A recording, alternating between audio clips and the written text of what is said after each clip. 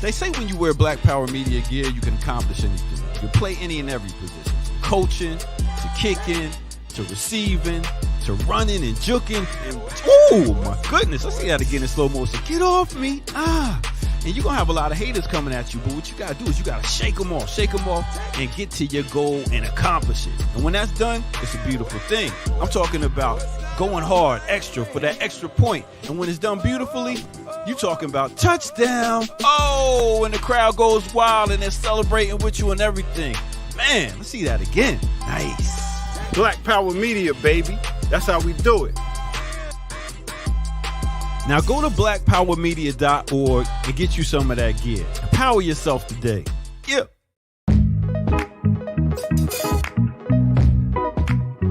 You got to earn your liberation. All right. What's up, world? Welcome to another edition. Earn Your Liberation, episode 33. What's up, fellas? Diallo, Geechee. Renee's going to join us shortly. Special guest. What's going on? How you all doing? Man, y'all got me messed up, man. Uh-oh. Y'all got my algorithm messed up. Uh-oh. I've worked for years to cultivate my online presence to my liking. And then y'all got me looking up all these goddamn gurus and shysters and hustlers. And now every time I come online, I run into somebody trying to help me become the next crypto billionaire. And I don't even get to see the things that I come online and that I like. My recommendations, my ads, all fucked up. Yeah, I'm with you. No, you're not with me. Because I didn't have that. No, you did this to me. Don't try to act like you did this.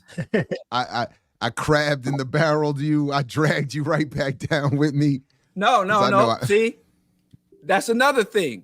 The crabs at the top are in that metaphor, the crabs at the top are the villain. The crabs at the tops are the villains. The crab at the bottoms, those are the heroic crabs. So I strive to bring down the bourgeois, top. So no, don't put yourself at the bottom. That's where I am. You're the one at the top. I'm trying to bring you down, humble you. But anyway, every time I go online, on Instagram, every time I go online, it's somebody financial guru. I swear, like 5 seconds ago, another woman that wants to give me financial services. I don't come online for financial services from strange women. I come online for other types of services from strange women. And I just want to know, man, how do you fix that? I have no idea. Damn. And that's just over the last, you got me like, oh, you got to look this guy up. You got to look this scam up. Look up this guy. Go follow this guy. And I'm looking into these people, and now the internet thinks I want to be rich. And I got all these people want to help me get rich. Oh, it's whack as hell, man. I'm not getting So the way to do it is you go into YouTube, but don't log in. And then you watch those videos, so it's not associated with your login. That's what you got to do. That doesn't fix my problem, because when I log in, I got my 40K lore, I got my video game, I got my vegan products and recipes. All my recommendations were all lined up. So if I go on YouTube and how am I going to get the updates from the stuff I want to see? Well, that's what I'm saying. But if you because I've been working on this myself. If you log in, while you're logged in, you only go to the stuff you actually want to see. And then when people send you the things that, like, for us to do on this show, see, that's what got me messed up at first. Because people would be like, y'all got to look at this and you got to look at that. And I would just start clicking on it while I'm still logged in, and it has destroyed my algorithm. So I'm trying to work it back by, when I get sent that stuff, copy, paste, go to YouTube outside of my login. And then when I'm logged in, I just keep feeding what do I want. And then I hit the don't recommend this channel for me anymore. Like, I've been beating up that option for a minute. Sounds like a lot of work. It is. I'm getting. It's too much, man. I just didn't know, man. The internet's become an ugly place. The internet used to be my sanctuary, and now it's an ugly place. Well, tell the people why you're really spicy then. That's all it is, man. I'm sick of all these people No. who want to make me rich. Tell them the real story. You was texting us about Sukiana. You was kind of mad that Umar got her. Just tell us. Tell the people. That is what we we might as well talking just be about honest. before we went live. Tell the truth. I'm happy about it. I celebrate that union. What are you talking about? You ain't but I've already fused their names together, like Bazy, Benifer. I've already fused them together. They are the it couples for the revolution. But I am confused because Umar Kiana. I checked out for a while, and the last time I remember paying him any attention, we actually aired some of his wedding video when he was marrying the two sisters. So has he expanded? Oh, that was a hoax. Oh, he was that video was made to show the sisters what could be, to give them something to aspire and to strive through. That's the thing that you don't understand in your scholarship. You got to learn to give people something to aspire to, something to strive for. So he created that video like this could be us, but y'all not Pan-African enough. Y'all not radical. Y'all not revolutionary enough. So that's basically this. This could be us, but you fronting. So that was an aspirational photo shoot. He just took a shot at his book just now. Yeah, he did. He took a shot at your book. He said, "No, I didn't. I didn't. He did. I'm just saying, I didn't get no hope from this. This ain't no gospel. I didn't get no. He did. But if fire everywhere. But Suki Tunde, that's a better one. But in general, I'm not opposed. Like if the controversy is so I don't know exactly what is she comes out of the sex work world, or he goes into it, or vice versa. So if the controversy is that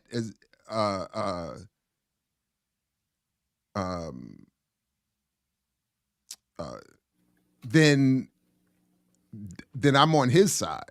Like if that's the only issue that people have, that because why can't people, I mean, she's a human being. Why can't she find love?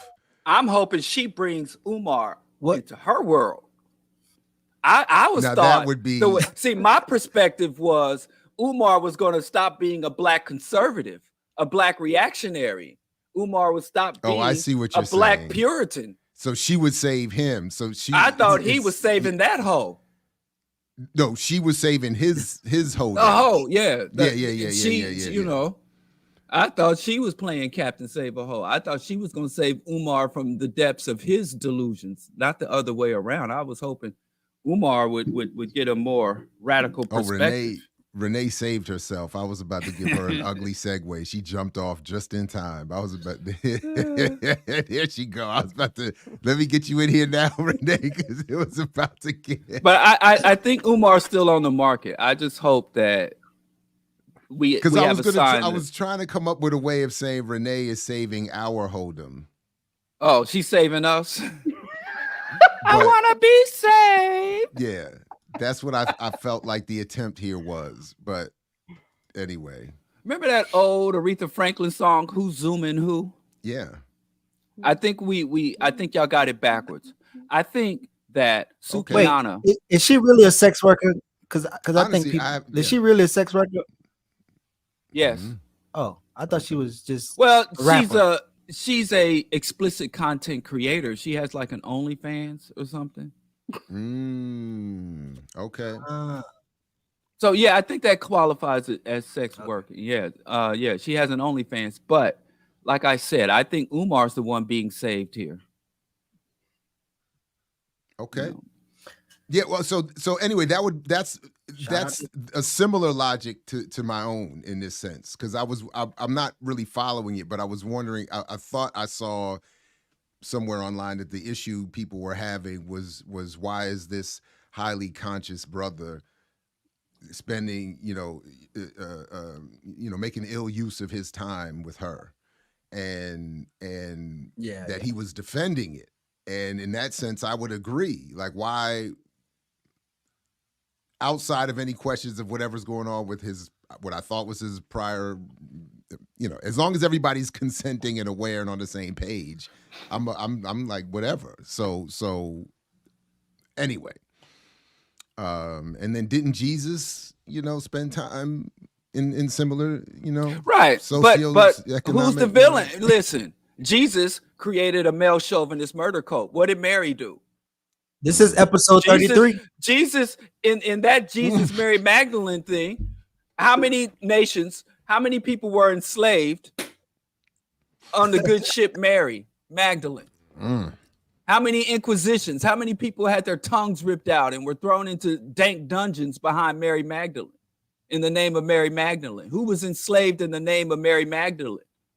Who had their cultures erased and demonized in the name of Mary Magdalene? In the Jesus verse, Jesus is the monster. Jesus is the hoe, not Mary. Same thing with this Umar thing. Who has Suki scammed anybody? Has Suki caught the whole hood trifling? If anybody's y'all be flipping these relationships. If anybody's up on the latest episode of Brokish, which I would highly encourage, you will learn, as Sister Erica has pointed out, hoe is a social construct. So I think, in line with Diallo's point, who's the hoe? Right. That's I think it's been twisted. Like, who's the villain? Who the real criminal? And we always got it twisted. They had a very thoughtful discussion on Brokish. That episode, those two, they are hilarious. So I hope anyway. Shout out to that. Anyway, I'll let you all check into that anyway. But so what's up, good people? What's the plan for this morning? For this grand That's the morning? Plan. I guess the plan. I thought we were in the midst of the plan. I thought we were executing. My bad. Okay. Then there it is. Okay, well, keep going. To formally lay out the plan. Where we plan to be.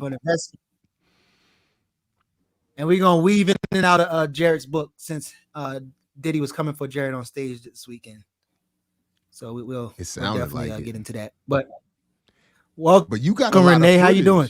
Yeah. Ain't nobody bring Renee. No, I'm good. I did. He said it. Y'all were busy arguing about Jesus and stuff, so you might have missed it. I'm good though. He's gonna get his Jesus rant in before the night over. But dealing with the real, I was actually quoting Erica and Amber. But yes, that's what I said. They had a very thoughtful discussion. But that's a quote. That's a reference. It's an inside joke. Well, yeah. I just hope Umar. I hope that this is a sign that Umar is abandoning Black conservatism and Black reactionary politics and Black puritanical ideology. So I think Suki will help him fix him. You know how women can fix bad Black men. Y'all know that, Renee. How many broken men have you fixed? None. That's not my. Oh, you're not. Oh my gosh. Jesus Christ. What is wrong with you, sisters? Y'all get on your job. Are you truly the queen goddess Mother Earth that you claim to be or not? Get out here and fix these brothers. Yeah, sorry. Not me. I don't know to what extent she had planned on it, but my wife will definitely tell you and take credit for what she will call a reclamation project. To the extent that I am healed. But she only worked on you, and that was really for her benefit, not really for the world's benefit. So, oh my goodness, there it I thought you Queen Mother Earth, Goddess Mother Earth, was supposed to heal us. It's your job. Anyway. Like I'm gonna turn him into a salvageable father and husband. There you go. And it apparently worked. So good for her. Yeah, she did pretty good. She did pretty good. There you go. See, she did have to put in some work. Sisters. Renee, but seriously, is Umar on? Has build he been a ball. On your? I build a bear. Build a ball. Honestly, if it wasn't for y'all, I wouldn't even know Umar existed. Okay, yeah. Please. Please. I really mean it. I really mean it. You know you had that right. White resume on deck. If your focus is certain areas of work him not being the main reason he was on my radar initially was originally because there was some overlap in terms of the Black clinical psychological academic community. So my biggest warning was flagged for him beyond anything he had said or written was just being in a room with him and seeing him be in a room with his peers. Age, experience, academic interest, peers. And he didn't seem interested in building with any of them. And that was my first hold up, this is interesting. Actually, but yeah, anyway, go ahead. Yeah. Sorry, no, I think he's the one with the school, right? The fake school. Oh my God! Stop fronting, Renee. Stop it. That might be why listen. Y'all think it's a joke. First I like that technique. I'm going to do the same thing. I just turned Twitter on during COVID. I wasn't even on social media. Sukiana, OnlyFans, what? Could you guys send me some data? I don't know. Do y'all think I'm joking? My students make fun of me. They'd be like, "You never heard of so and so?" I'd be like, if it don't come on WBAI in the mornings, I'm not even listening to it. So sorry. I guess. My bad. So that would be my point. But so the other thing, so other than that, it's my students that will reference and, ask for comparisons or use references to him or others in response to something we're doing in class. So that was initially how I, but. Well, my Umar came into my consciousness because I had two sons, that were in grade school, just starting out. And he told me he was going to go off into the Virginia woods and buy this old campus and go off into the woods and build an all-boys sanctuary to stop them from being gay. And I'm like, man, he's going to take my kids away, my sons. And this is, in that stage where they tear up your whole house. Busting out screens, handprints all over the wall. So I'm like, good. As soon as that school's open, I'm sending my boys off to the woods with Umar. And now my oldest is a junior in college. And I'm still waiting. He was like a fourth grader. And now he's a junior in college. I'm still waiting on that school. But I still got I think a sophomore. So if he opens the school in the next couple of years, I'm sure going to I'm going to package my son off and ship him to Umar. That's how I thought, man. I sipped the Kool-Aid. I really got caught up into that. Like, man, this dude just going to come and gather up all the boys, the Pied Piper of Pan-Africanism, just play a flute through the hood, and all the black males, what do you say, masculine, alpha black males. I send off 2 wiry vegan kids, and I get back 2 alpha males. That's a damn good deal. But, that's how. And I'm still waiting. That's pretty, yeah. And then he made a call for resumes. So then I was always spying on my wife's computer, spyware, because when he was asking for resumes, I had to make sure. I would have loved to have been able to do that at one point as a single man. I would have volunteered. No, not to submit a resume for him. I'm saying to be able to be in a position where I could call for submissions. Because dating to me was just painful. So I was like, I was just like, if that would have been great. Can I just sit back and you all just send me, I just was not ever in a position where I would have gotten the submissions I probably would have wanted or any at all. It would have just, it would have just been, but so I was like, wow, that's remarkable. Like, congratulations. And then I thought he got so many that he could pick 2 who were willing to marry. And I said, wow, that's, he the man. Didn't have to do, right. He didn't have to go. He didn't have to do the dating and the going out and the running around and all that. It was like, submit a resume. We do a Zoom call and, conference up and then, go from there. Like, wow. No, you can have the wide resumes. Give me the 700,000. You can just get up, you take if we was going to split up Umar's ideology, I'll run with that 700,000. I ask you for $1 million, you give me 700,000, and then I get on a stage and call the whole black community trifling for not hitting the goal. I'd rather have that. You keep all the resumes, you stack the resumes, I'll stack that 700,000 the black community just gave this dude off top. Leah, my window closed as soon as Tyrese walked on that bus singing that Coca-Cola commercial. That was the end of my light-skinned curly hair privilege. So like, yeah, I didn't take advantage of the time that I had in my walk in the sun, as Dr. Clark would say. And then here came Tyrese, and it was a wrap. So Tyrese. I just, it was just a struggle uphill ever since, to find the woman of my dreams. So anyway. Sisters ain't feeling Tyrese anymore, so y'all can reclaim the throne. Now the pendulum done swung. They mad at him. Well, him as an individual, but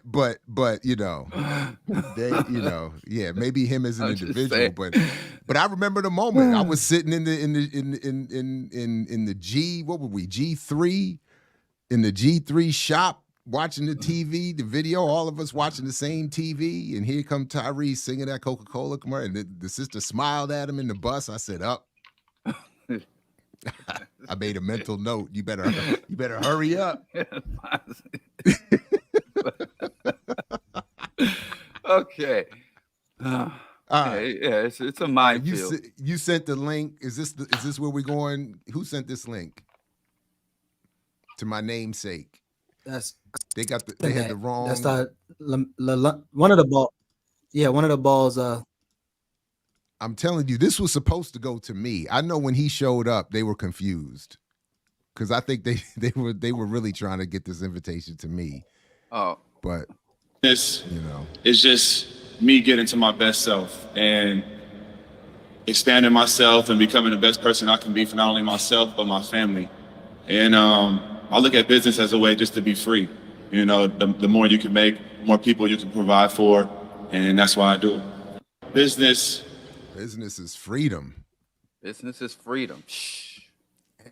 Then why he suing his father? Because he's trying to get more freedom.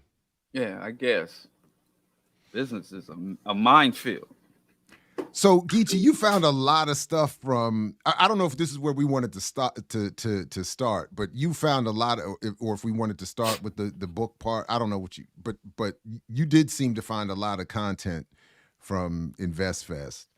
And you hating from outside the fest, and you couldn't even get in. What did the dude say? The thing you shared, he said, if you weren't there, how are you gonna talk about it? If you weren't there, you can't exactly. Because I know enough people who was there. You sent infiltration, spies. Pretty much. Yeah, that's what I did. He's on a delay. It looks like he's contemplating when people talk to him. He's not contemplating. He's just, his internet is delayed. Oh, is that what's really happening? Oh, man. Oh, man. Is that how it's going to go? Yeah, he's just rubbing his chin to try to look deep. like he's deep in thought to make up for his slow internet. Yeah. Oh, yeah. Nah, you ain't deep. You just got bad internet. You ain't contemplated. You ain't being reflective. See? And yeah, I think that was Lonzo, right? I'm not sure who's what. And he's the one that's injured, right? And in a beef with your other buddy, Stephen A. Smith. I think they're arguing right now. So all three of the Ball brothers are in the NBA. I don't know if all. Honestly, I honestly don't know for sure. I thought only two of them were in the NBA, but I honestly don't know. Yeah, that's weird. All right, Geechee said he's gonna log out and come back because he's deeply into thought, meditative thought. And he has the plan. Geechee usually would send me an email, so I started to think yesterday. I was like, did I make Jared mad, making fun of him on Twitter, and then I'm gonna get uninvited this morning? No, I sent you the link yesterday. You did, but Geechee's usually like on top of sending like, this is what we're talking about. Oh, that's the what rundown. We did the last and time, and I didn't get anything. So Listen, I was like, Geechee's watching all did three I of get us. Uninvited? I don't like this judgmental silence that Geechee looking down on us. It really is. He's mad that he's coming up with good jokes all late. His jokes be all out of time right now. He's like, man, this would have been funny. To drink his coffee though. Like, what are we doing over there? I'm gonna steal that. Next time my internet's messing up, I'm gonna be like,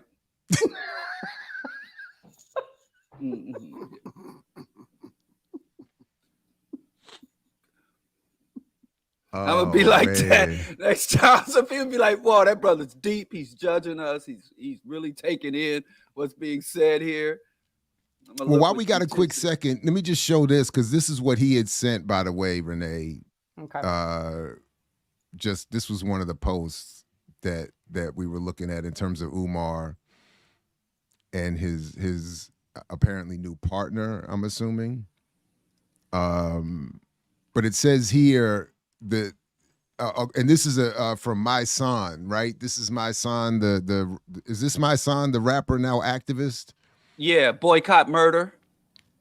Okay. Well, he said here, Malcolm Little was able to change from a drug dealer and a pimp, but Suki can't change.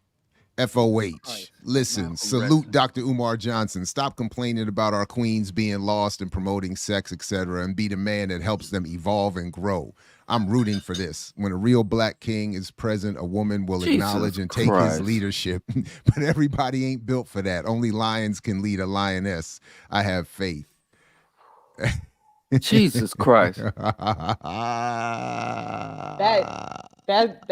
is just run with all. Maybe Suki can teach Umar how to get legit money. I just like I said, I think Suki got more to teach Umar than Umar has to teach. And you're right, and he's all jacked up because lions only eat because of the lionesses. So right there, y'all got that so mixed up. Saying. And I wish we would let Brother Malcolm rest in peace. Every time we perceive somebody to be in the streets or to be out there thugging and scamming and hustling, we always want to go to Malcolm X. Oh, Malcolm X went from prison to being a revolutionary. But what you forget is Malcolm was locked up with thousands of other people, and we got one Malcolm. So if we go off of the stats, you more likely to be, Jabbo Jones, who got out and kept doing the same shit for your whole life, than be Malcolm, the transformative Malcolm. And another thing with Malcolm, you want to call Malcolm joined a pernicious cult that ended up collaborating in his death. So I wish we would stop with this mythology of Malcolm being a butterfly, a thug caterpillar that went into a chrysalis and came out a revolutionary. Because Malcolm's story is much more complex, and everybody just picks from Malcolm what serves them at the time and never looks or articulates the whole story. And Malcolm X did too much for the black people for us to be playing with him like that. Keep Malcolm's name out your mouth. Just stop it. But also, why are we comparing, like, I don't, whatever this woman was doing with the sex, whatever, like sex work being a crime and all that stuff, it was all nonsense.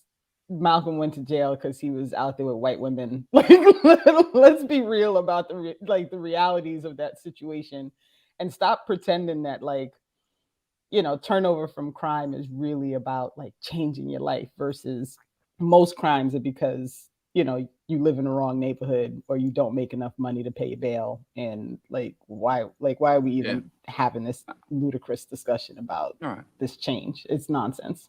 Right.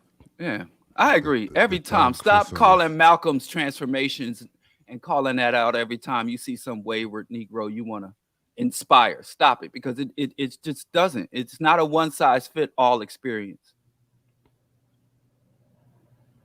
I just wish they let Malcolm rest in peace. And that really makes me sick. People showing Malcolm looking out the window with the rifle and acting like, oh, this is revolutionary. I'm like, Malcolm out the window with a rifle. Malcolm wasn't looking out the window for KKK. He wasn't looking out the window for CIA, FBI. Malcolm was looking out the window for NOI members.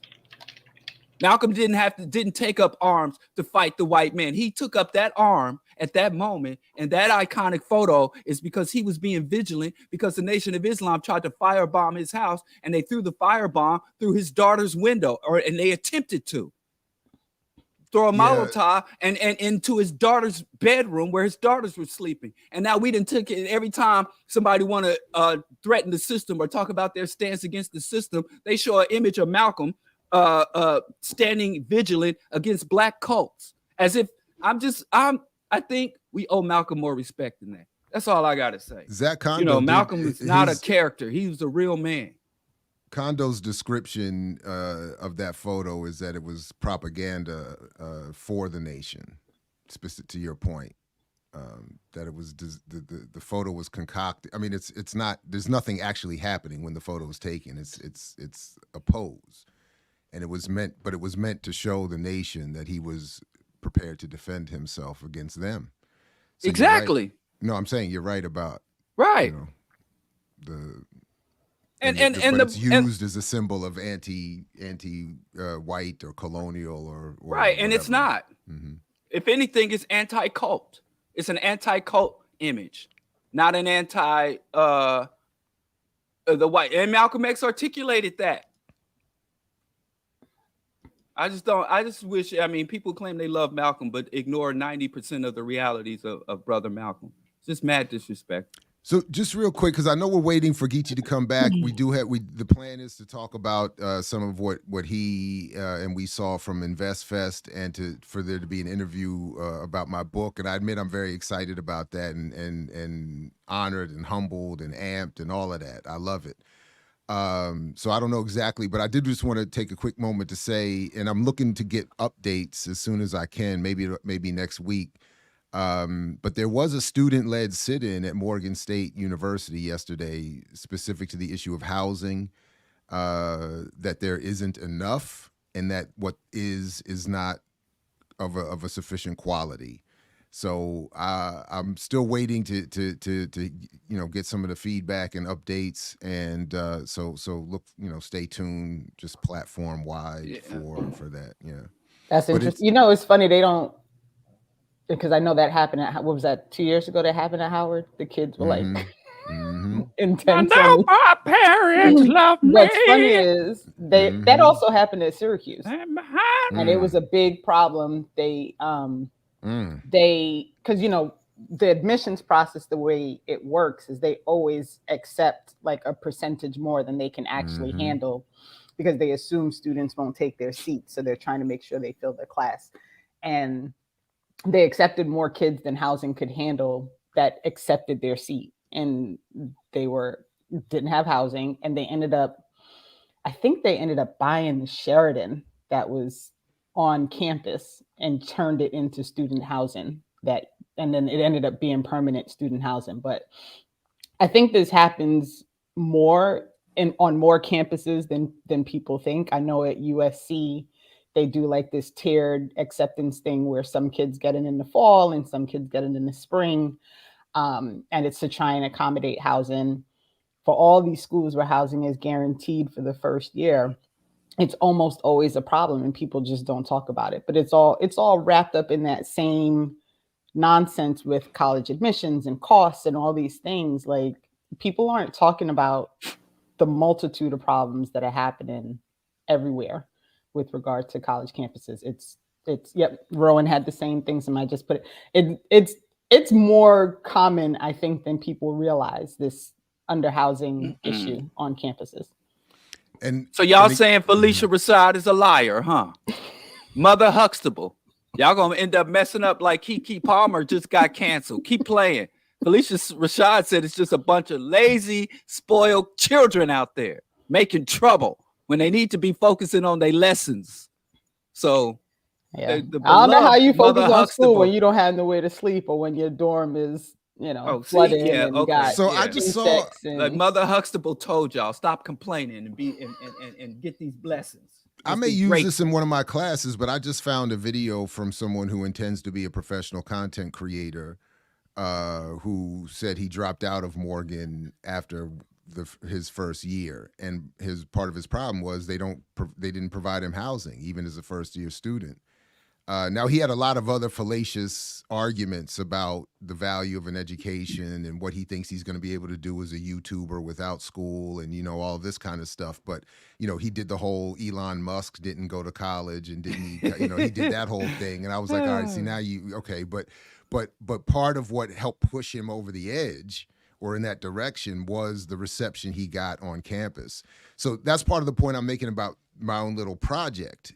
entitling it not a different world. It's to your point, Renee, that HBCUs are not different enough from the regular experience. And then when you add in all of the mythology and the absence of resources and the symbolism and all of the bourgeois politics and all of that, then it just becomes, and then, yeah. And he was saying one of the things, the first thing this young man said in his video was that people don't understand when they're considering college, the mental health.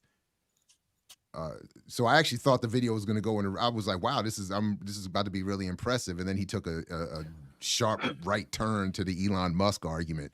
But his initial thing about the mental health of students and the stress of being out of town and going to school and being away from home and, you know, all of that kind of stuff. And then on top of it, they don't give you housing. And then, you know, he's like, you know, he had some complaints about faculty. You know, I actually left a comment on his, you know, it was like, you didn't take my class though. You should have hung around a little. No, I was just playing. But there's a lot. So, yeah. There's a lot. I mean, you know, I'm about to, and I don't know if anybody's aware. I mean, I'm like about to start my 24th year as a high school counselor. So this is decades now that I've been doing this process with students of college admissions, and there is so much more behind the scenes to that than I think anybody is fully aware of. Did you have a chance to look up that documentary, the homecoming thing that I? No. Okay, so I forgot. No, I didn't. And I don't even know if you can actually watch the documentary. So I sent you the interview because I had to I had to do the poker face while the dude was talking, because he was like, any money you have to borrow to go to a HBCU is worth it. And I was like, Well, you know, I'm sorry, okay. I got to double back and check that out. Sorry about that. Yeah. No, don't. It's crazy though, because the reality my mic is low. You don't. Julia, I think you need to turn my mic up, son.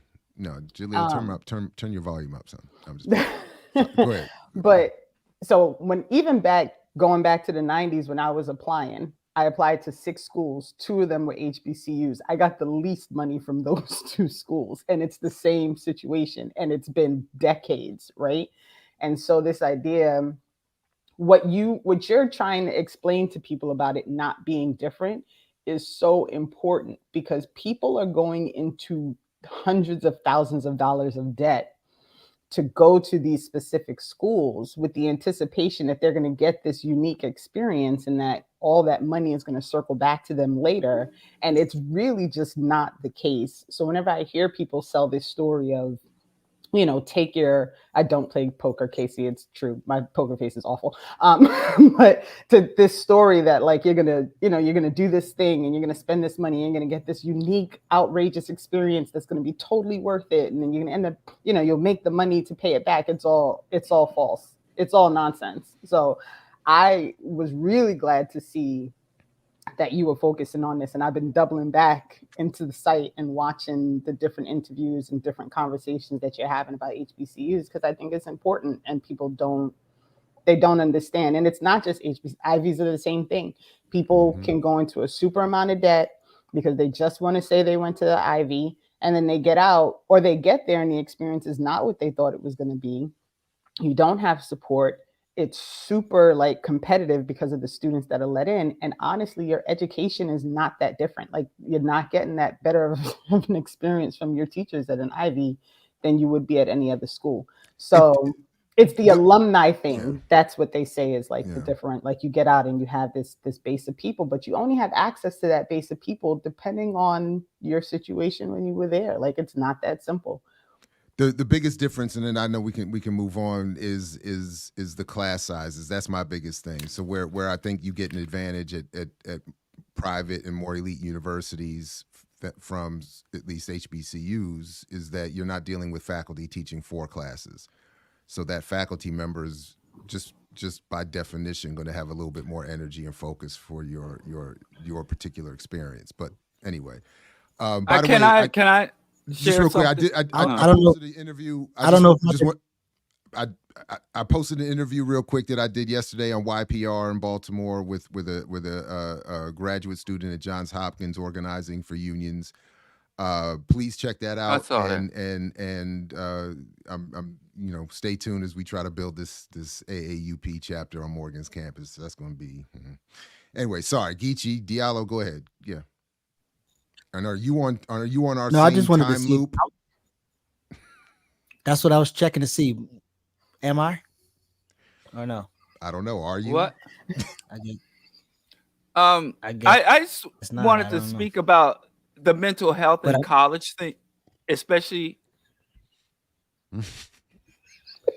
Sorry. You want to have a stare down, Geechee? Woo, people in the chat. This is so much funnier when you're like on the squares. This is hysterical. I don't know, man. Geechee want to battle? I can judgmentally stare too. By gently stroking my chin. Being cut off with a delay is different than being cut off without a delay. But we don't know if we're cutting you off. I think that's part of the problem. Right. That's why he's so mad. I think Diallo we're being rude. No, Diallo. Go ahead, Geechee. I mean, I didn't know if I'm still on the delay, I didn't know. I didn't know I was still on the delay. But I think you're good talking now, about charge. No, but I actually thought you was talking about InvestFest because it seemed like it was sold as a Black college experience. So I guess I was missing that part. But I did have a link in there where this is one of a couple women or people who said that they wanted to charge or challenge their credit card. So they paid for InvestFest with their credit card and they didn't get what they paid for. So they're gonna challenge the. That's what this one is here. Snitching. Yeah. I would have kept cutting you off if I knew you was about to snitch. Where the street code? So who went to the InvestFest by Earn Your Leisure in Atlanta this weekend? Is this a video? Or what is this no? It's a blog. No, this is like a lipstick. And then there's some comments at the bottom too that kind of. Numerous attendees reported a lack of clear scheduling and communication as a major issue plaguing the event, with sessions running off schedule and limited information available about topics and speakers. Participants were left in a state of confusion, missing out on key sessions. The attendee also stated the wait to get in was 1 to 2 hours. They had pre-registration yesterday, but apparently turned people away. There were supposed to be all these speakers. No one spoke when they were supposed to, if at all. I was there for hours and only saw podcasts. Listen to me. That's a real capitalist experience. That's the real investment. It's chaotic. It's dysfunctional. You never get out what you think you're going to get out. And the only people that make any real gains are the people at the tip top. So your ass, if you went there and that was your experience, that's capitalism. Now y'all just sit there and wait for the government to bail you out. Bring a class action lawsuit. This is reading like a fire festival. I'm just saying that's how the whole global economy is operating. Chaotic, dysfunctional, scammy AF. So you got a real capitalist lesson there. So you ain't got nothing to claim. That's a real world. I'm still trying to trial by imagine fire. Going through that website that y'all scrolled through that day and being like, I'm gonna spend hundreds of dollars and go to this thing. You didn't see the picture of the brother with his shirt off. I guess I missed it. See, there you go. Yeah, I can go to Newark and see that though. Like, I don't need to fly to Atlanta and spend hundreds of dollars to see that. I'm just saying. I'm just trying to tell you, it's more than money. It's a little actionable knowledge, long lines. It just sounds like another fire festival. Wait, haters. This person enjoyed it. She said. Oh wait. Yep. It was worth her $200 investment. I made great connections. Picked up 2 or 3 sessions. Was worth the money. When it came to these conferences, you have to go with a game plan. There was a lot of fanfare and big media personalities, but I just tried to cut through the noise and find the value. I made all right, little Kim. Met a fine man. And see, I told you, Renee. Very helpful about the future of Black people. I believe this is only their 3rd year running, so we have to give them some grace. I think last year they only had about 5,000 to 6,000 people. Now there was 20. It's crazy growth. The feedback I have for them is to find another venue with better sound. The acoustics were terrible, and you had to get close as possible to the stage. They need better flow for traffic. Logistically, Diddy was scheduled to speak for 12 p.m. and didn't speak till 3 or 4 p.m. He was one of the keynotes, and because of them accommodating his tardiness, it affected the timeliness of the rest of the sessions. She got way more grace than me, because if I give somebody $250 and I have to add all of that to that was the cheap seat. What you talking about? They had $1,300 tickets. She was in the cheap seats.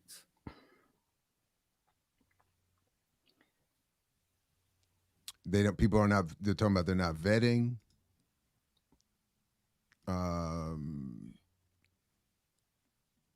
The guests pay to be featured. Is this person's speculation? I dated a guy that is cool with the founders. I did notice he didn't post anything about InvestFest this year. I've never really looked into InvestFest, but the guy I dated makes good money, professional career, over $200,000 a year. I doubt he would hang with scammers unless they befriended him to scam him. What? I don't know. That's a lot. But he makes money in his career. Someone I know said Robert Smith's talk was amazing. That's just objectively, factually false, and I have not seen a word of it. And I just know that cannot be. I'm still confident that it's objectively a false statement. Are these real people? And I'm judging the thumbnail. I don't know. Who knows? So I don't know if I'm still delayed, but real quick, a couple things that happened was they was talking about how they brought, I think they said it's 12 million black millionaires in the US, and 2 of them was at that event. And what they did was they allowed the billionaires to walk through the market section where all the entrepreneurs was at. They didn't say that they spent any money. And they said they brought Diddy through. And part of the reason why Diddy was late on stage is because he went through the market. And Steve Harvey was in the market with 2 white police, so pigs with guns. So there's 2 white men with guns walking around with Steve Harvey. Look like they prepared to shoot black folks. But so he basically trying to explain that, we brought billionaires to come see your business, even though they didn't buy anything. But they brought them each day to walk around the market, but never really saying what they bought or how much they bought or anything like that.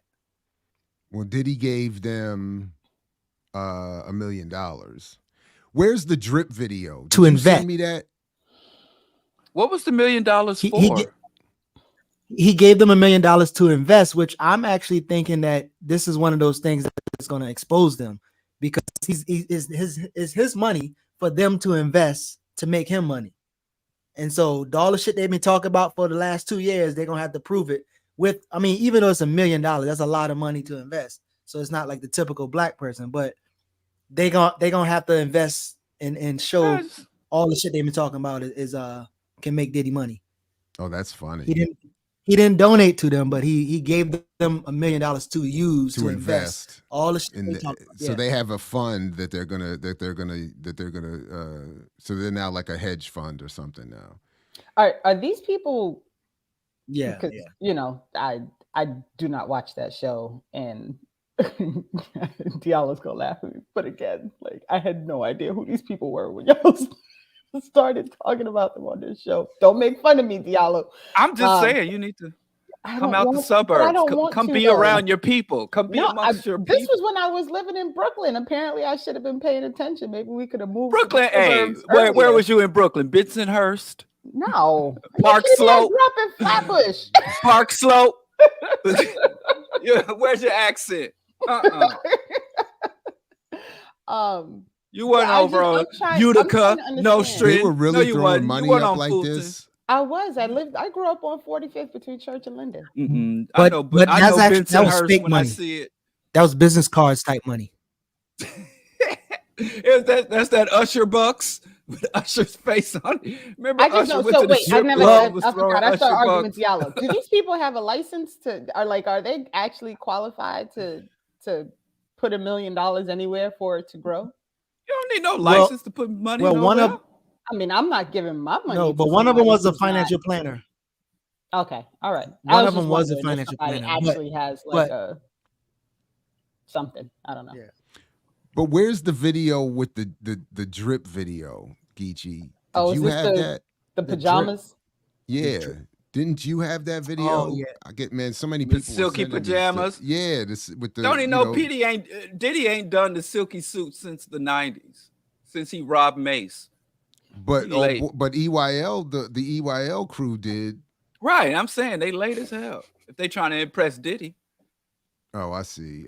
But they said it's important to making money. Who sent me that clip? Damn. You shared? Isn't that the one you shared yesterday, or no? I can't remember. Where did I share it? I feel like that was the one that I answered, and I was like, was on air we played it? No, on Twitter. I thought when you said this is why we do this show. Was that not that? Is that one? Okay, yeah, I can't remember. With the girl on it. Let me find it. Yeah. Let me find that, because that one was, boy, oh boy, that one was something else. Yeah. He had his silky robes on, and okay, here we go. Yeah, I think this is it here. Okay, this is.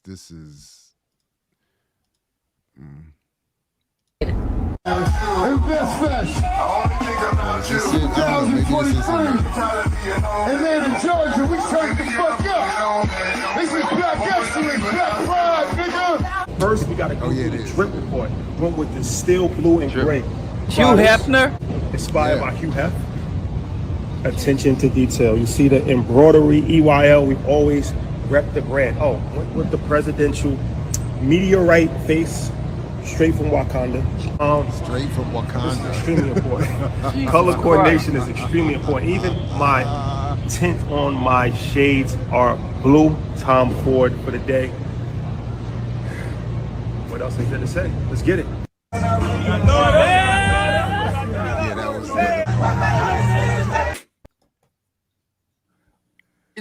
Those weren't pajamas?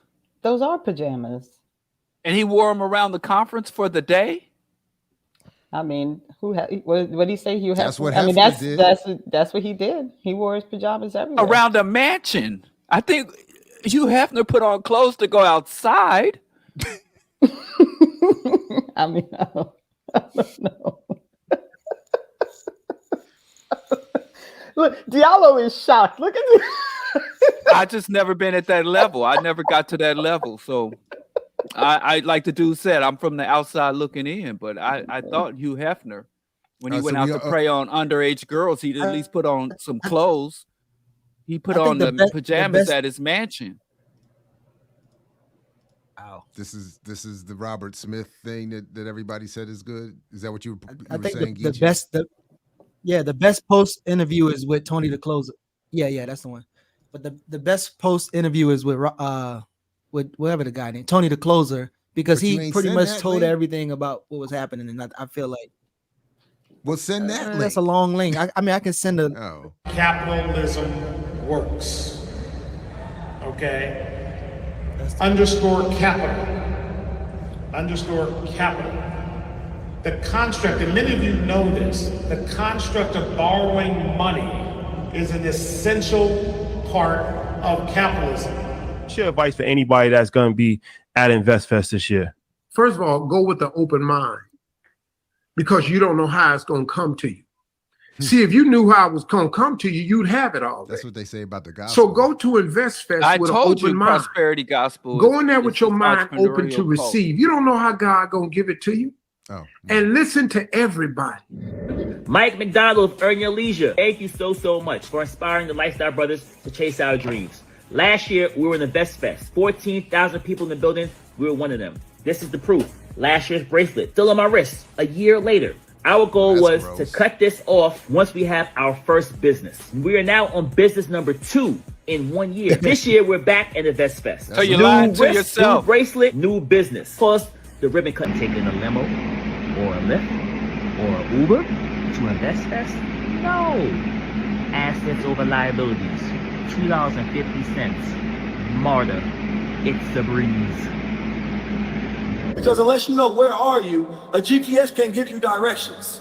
So you have to know where are you in life. Are you in the vision stage, top thought leader, where you're still experimenting, trying to figure it out, and you need a vision that will set you on a journey to develop your skills? Or are you in the developing stage, where you know what your vision is? Now you're developing to become the person that can bring the vision outward into reality. Use of no is power, right? And a lot of times I have said no to many things and they came back so that I could say yes. Fucking bottom feeders. She stole Angela Davis's look for that. Anyway, all right, well. Where black companies get less funded, black companies get less promotion, less distribution. If you look at InvestFest, look how many people is here right now. There's no reason why we shouldn't have $10 million in corporate sponsorships, right?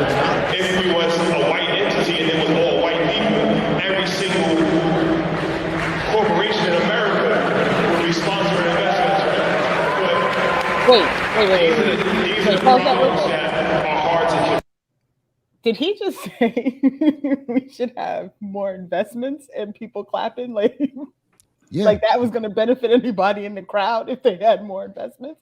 Lord have mercy. Well, the ones in the crowd think it will because they are themselves self-styled investors or business owners. And what he's essentially saying is, and this is a large part of my own argument, that if we can attract more white investment and white capital, we win. So for them, it is. The problem is that when people watch this and attempt to extrapolate this into some sort of collective victory.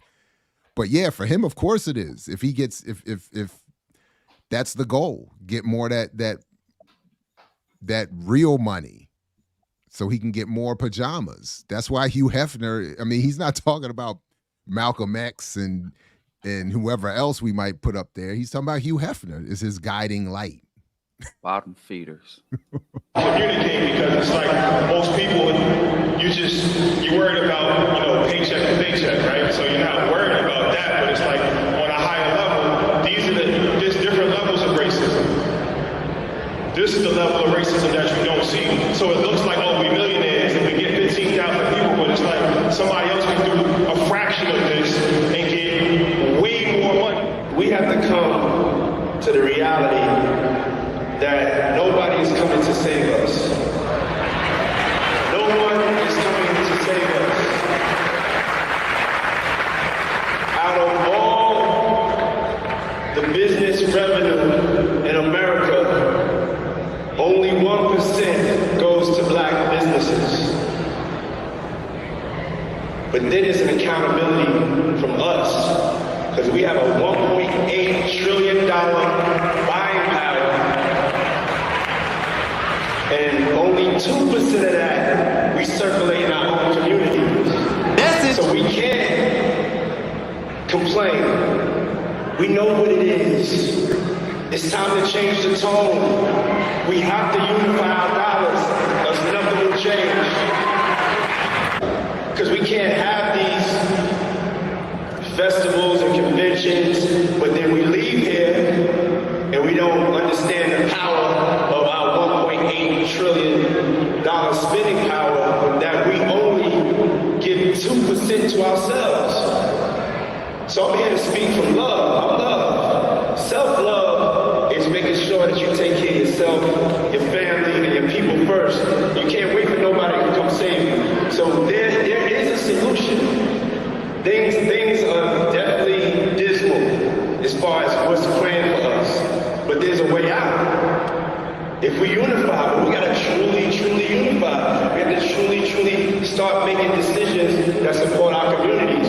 We can't think that there's a government grant that's gonna come and just free us all. We have to get to hustling, working together, and changing the tone. Talk about that though, because that's something that, once again, an average person is not even thinking about, but we see it as a media company where advertising dollars, right? And that's really how a media company is able to survive. So the challenges of having to, convince companies and getting less than you know that you should get, and different corporate corporate initiatives, they say that they're going to give money and they don't give money. Like, these are things that's very critical because it's hard to survive as a media company for free, a free media company, if you're not getting revenue from ads. Yeah, we talk about generational wealth. We're fighting just to get like normal wealth, but we're so caught up in like, okay, a billionaire or this or that we're not understanding that once you get to that level, there's even more obstacles that are ahead of you. Capital.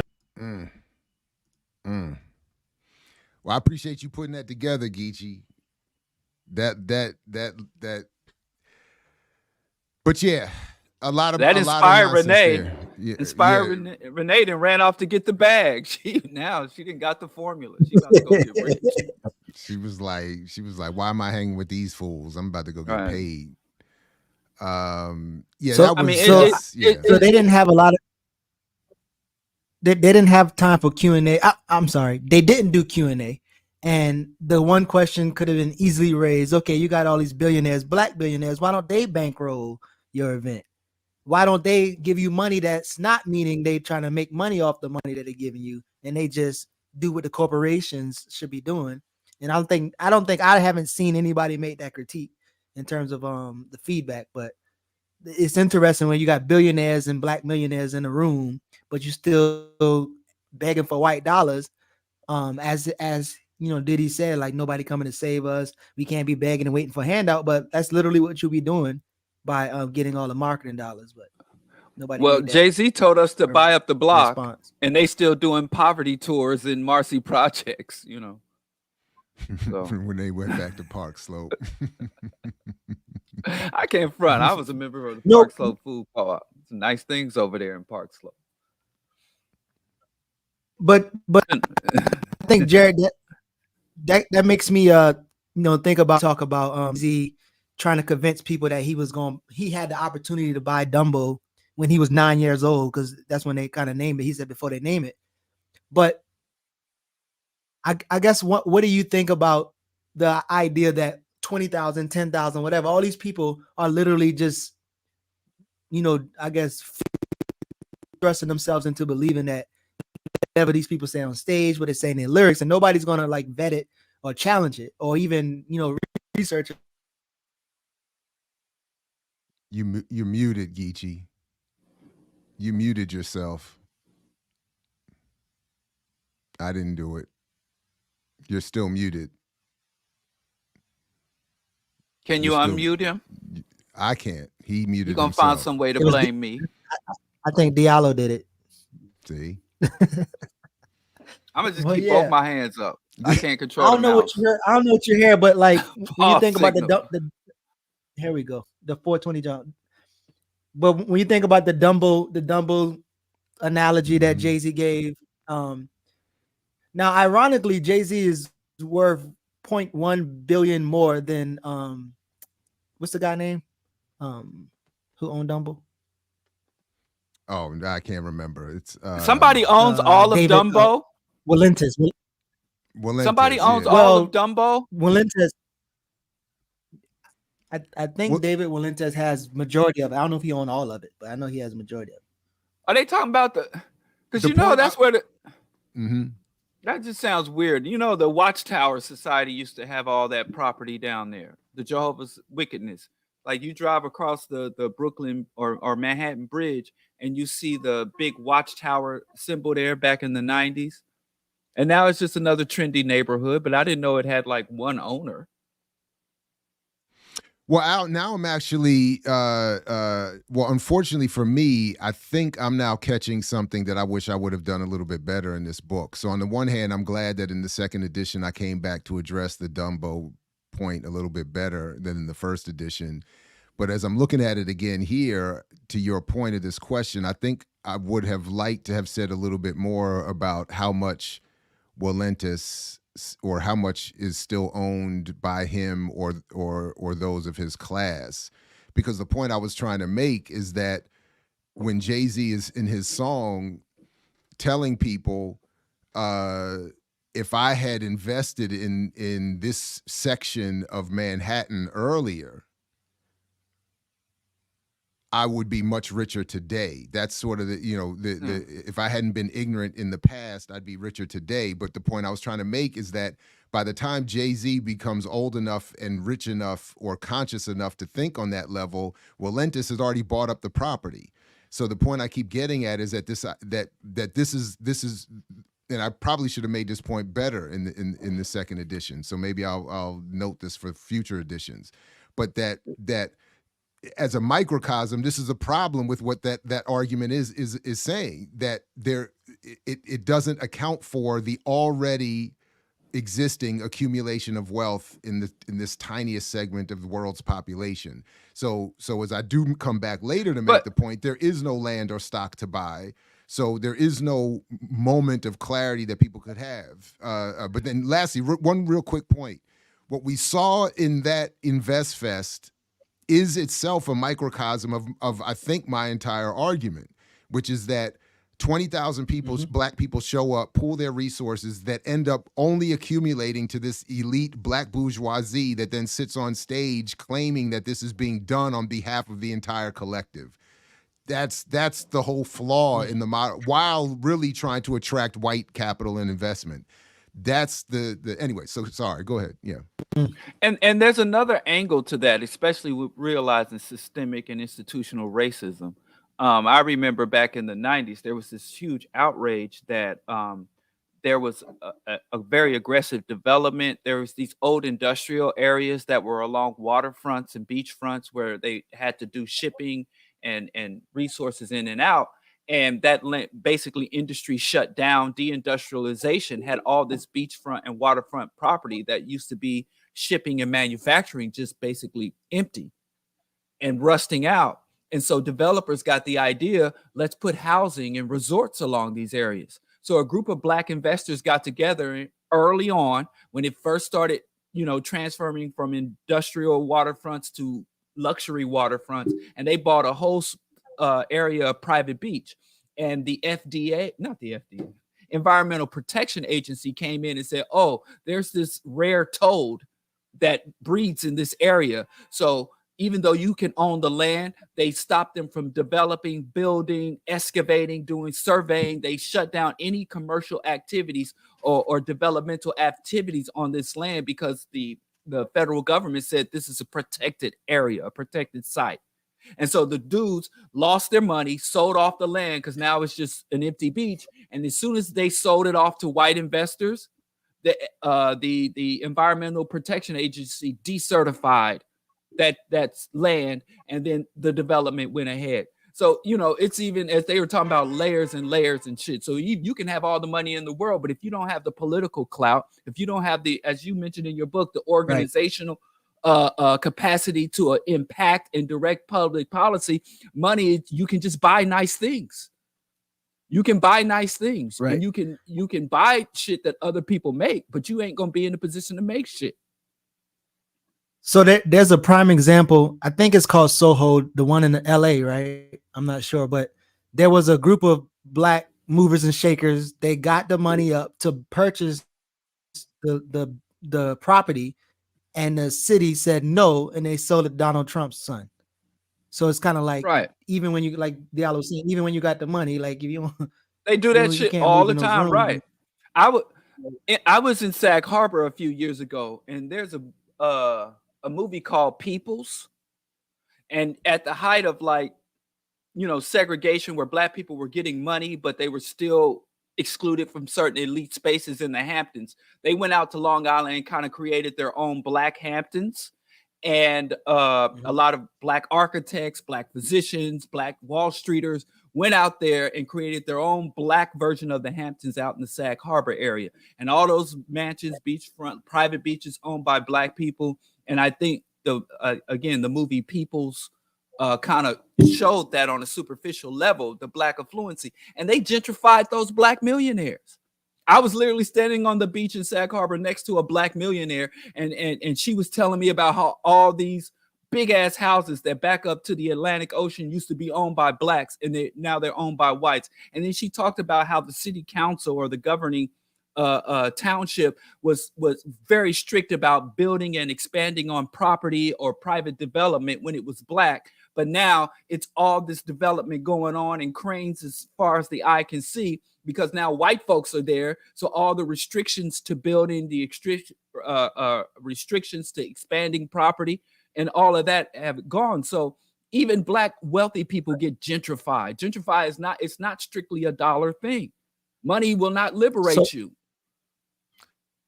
So Jared, you see InvestFest, you hear some of the clips, you see the Jay-Z situation. And when you think about black people's material reality versus, as you said in the book, the crypto white papers mythologies, like what thoughts come to mind as you see again material reality versus like all of this fluff that's out there? I wish I didn't, but I admit a frustration. I mean, I used to feel this way, and I wonder actually if Diallo, if you ever feel this way when you do particularly radio. But when I used to do WPFW, knowing intellectually how relatively small our audience was, I would get so wrapped up, and because we would be so enveloped in a space, often without windows, you would have this sense of an impact that's not real. Yeah. So you walk out. I remember we would, especially when the station got moved down onto, of all places, K Street in Northwest DC, which if that's like, lobbyist central, it's like, so like, but we would walk outside, and it would be like what we were saying we should have been doing, as playing Malcolm X outside of InvestFest. It's like this idea, like the world is still waiting, as if like what you thought something happened while you was in there for a couple hours. Like what you thought you did something, you thought you changed something, you thought you. So on some level, I know intellectually what the impact of this book will be, but I still sometimes am frustrated that that's the reality. So the ease with which the argument can just get erased or washed over, or just never heard of. I mean, it is. So it's frustration. I admit. I'd admit it. I admit it.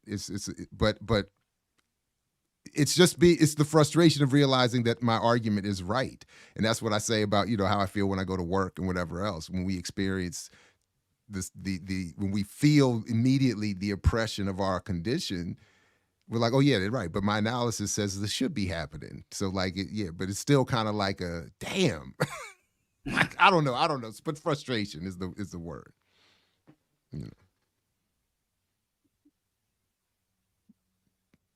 Everybody freeze. More so too, like the fact that they have the ability for I guess the celebrity class. Like they can weaponize this idea of constructive criticism as Rashad says, hating or objective hating or whatever the hell he said. But it wards them off from actually even getting actual critiques. And even if you watch the Tony the Closer interview, all they talk about was the sound critiques and the sister in the wheelchair not being able to see types. That those are the critiques, which are fair, but they didn't talk about I ain't got my money worth. Like y'all ain't give us no step-by-step guide. Even in this statement, he literally said. No, I was about to say I even know people that said they went last year and they was like they can't go this year because the tickets went up double. And they could just wait for the shit to be published on YouTube to get all the information if it's about information. But if you want to go there and have parties and hang out and take pictures with celebrities, then maybe you should spend the money. But if we did go, the type of shit I would have been doing is asking people, how many of y'all pay with y'all credit card? How many people went in debt to come to this motherfucking event? Is this good debt, quote unquote? But go ahead. You want me to run it? Well, okay. No, go ahead. Go ahead. Yeah. No, it's just even in the clip where the guy is suggesting that you hate on haters, but this thought cancellation and this avoidance of critique, when basically if you really are going to be an investor or join the investor class, that is the most intensified critique you can engage in. you know, you got to be critical of these companies and look for all of the choke points and the erosion points and all of the holes in their agendas and in their development.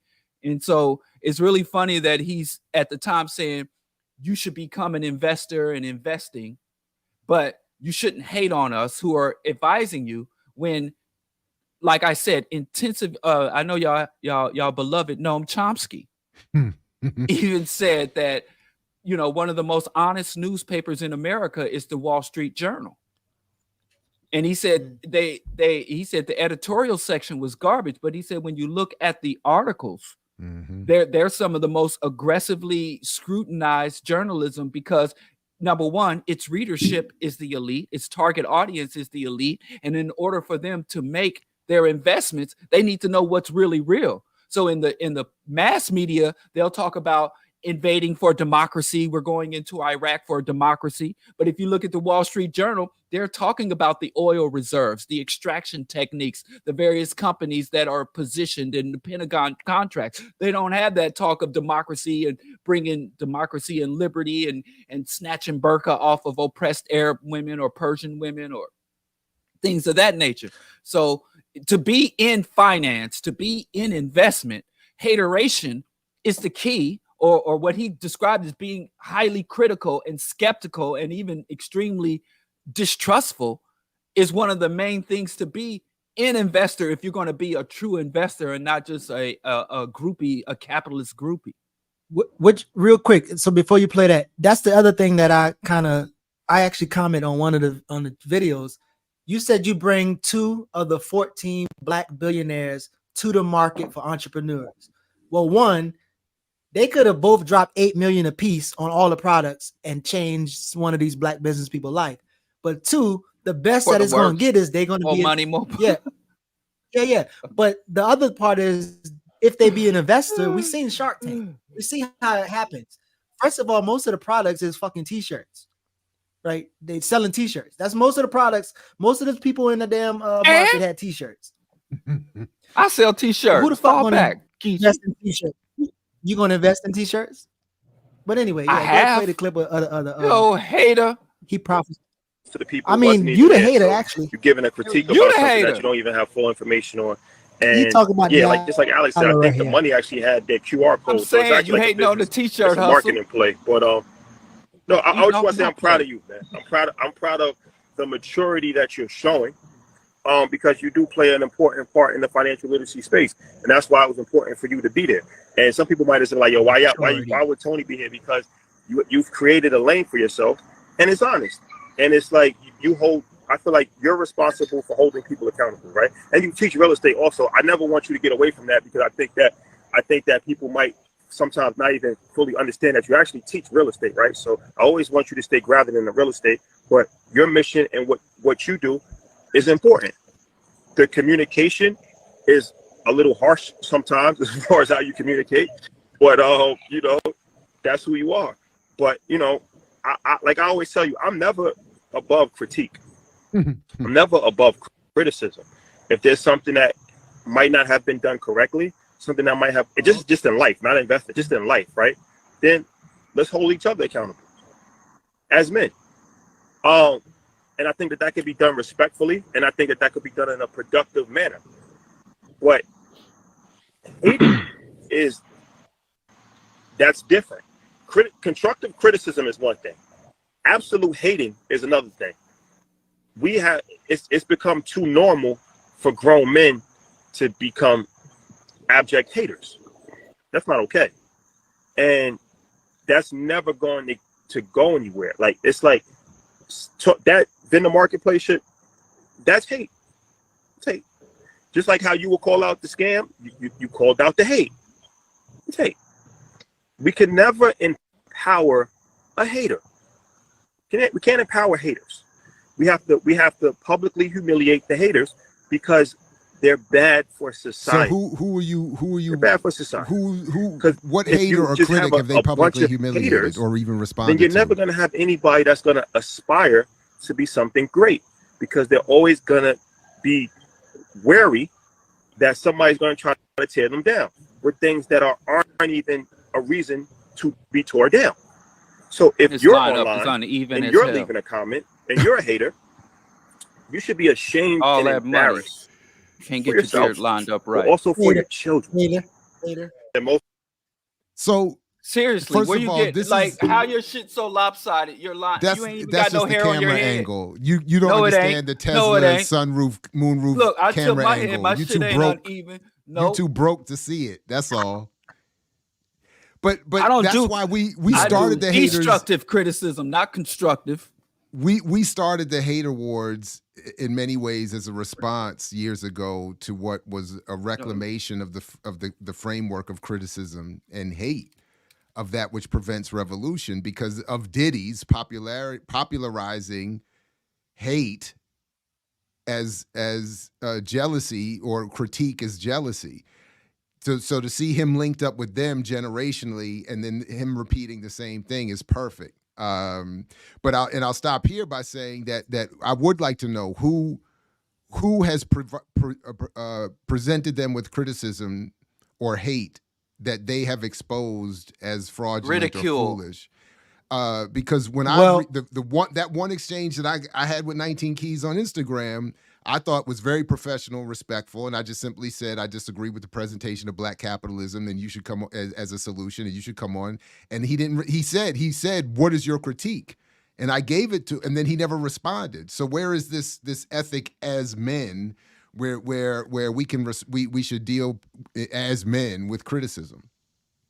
You need Go ahead, what they call a bedazzled kufi before you can step to him. Sorry. I get so frustrated listening to people do this thing where your critique is hate, but they never have an answer to the question, right? Like I have these fights all the time with people where I say something and then they go, well, that don't make no sense. And I go, okay, well, where am I wrong, right? And that's always when the answers stop coming, because it's not that I'm wrong. It's that you're mad that I pointed out why you're wrong, right? So there's like a very, this whole, I'm equally frustrated as Jared expressed about him being right about what's actually happening, and the fact that no one is doing anything to counter what's actually happening. And then the people who are trying to do something to counter it are being put in this hater category, or you just complaining, or you just mad because you don't have the watches, and da da da da da. And the whole system, in my opinion, is set up to have everybody reaching for this thing and focused on reaching for this thing, and never understanding that the reason they can't get the thing is intentional, right? Like the reason you can't get to those things is because the system is set up to prevent you from getting them while convincing you that it's your fault you're not getting them. So it's this, yeah, it is. It's the structure. It's this constant circle. So whenever I see like that video before with him in the pajamas and the watch and the yada yada yada, and I'm like, brother, like, do you know how many people didn't eat before they left their house this morning? Like, no one wants to see this shit. This is bullshit, right? Like, this is absolute nonsense. And all you're doing, you are allowed, and there's the other thing that I don't like for people to not understand. He is allowed to do this shit because it continues this fantasy that it's something that is acquirable for other and regular people. That's why he's allowed to do it, because he's selling the lie on behalf of capitalism. So he's going to be allowed to sell that lie and to live this life that he really hasn't earned by doing anything worthy. But because he's selling the lie, he's been allowed to earn it. So it's like this never ending, it's always the same circle of people who are allowed to say, look, I made it. And the only reason they're allowed to say it is because they were allowed to do it in that way via capitalism, so they could sell this story to other people. It's never going to be that way for the overwhelming majority of the population. And that's black, white, whatever. You're never going to get to that place because the system is it's not set up for you to be able to get to that place. But they will always let these people through so that they can perpetuate that story, that lie. Like, look, you can do it too. Pull up your bootstraps, yada, yada, yada. And it's all nonsense. Technically, you can actually go to the Dollar General and get you a silk pajamas and embroider EYL on it. Because that's, if you really look at the suit, that's kind of what it looked like. But in terms of the hating, I think he was talking about JT because, you know, Tony the Closer is in the middle of both of them. Tony the Closer definitely want to be on stage next year. And I promise you, if not next year, the year after that, JT might even be on stage. But one of the things that he said in that interview was they spent $400,000 on metal detectors. Not only was your boy walking around with white boys with guns, but they spent $400,000 on metal detectors. So I don't know if they was hating on some of the people who was coming in to rob them. They should just let them rob them. If this is InvestFest. But anyway, I think one of the things that's why they show up. Kind of brought. Didn't you say Steve Harvey showed up with armed security? That's why, because some of us still hear white boys Annie up when we see people like that. Like I just, to Renee's point, people out here struggling and you showing up in silk pajamas and watches and I mean, anyway, that's why they got armed guards. Go ahead, Geechee. Sorry about that. Is it true they spent $400,000 on metal detectors? VIP. I'm sure they rented them. Damn. 400. Sure, they were. Who said that? He said he spent $400,000 on it. That's what. That Afro Sings is asking. That sounds, did you hear that somewhere? That sounds like laundering. That's literally on the interview with Tony the Closer. He said he spent $400,000. First of all, you rent metal detectors. You don't buy them.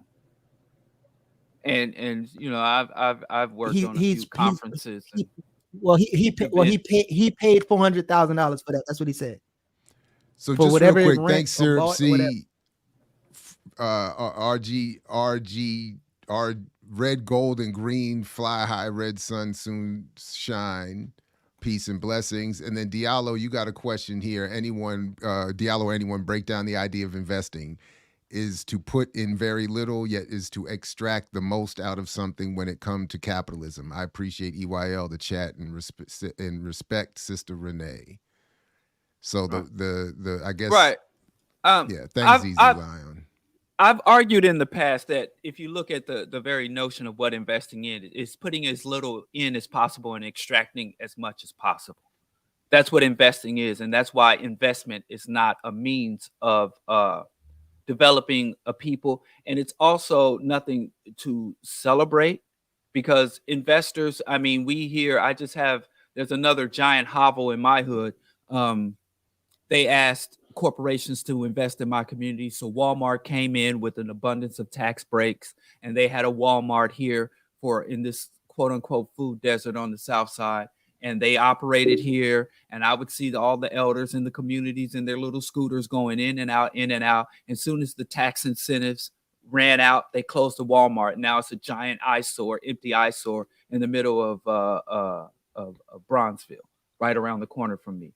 So investment, you don't, and it's the same thing where somebody says, I want to give back to the community or invest in the community. You don't invest in something you're a part of. And the kind of pathological people are even talking about how they invest in their children, you know, because you invest in something. I invest in my wife. I invest in my children's future. This investment concept is highly toxic and dysfunctional.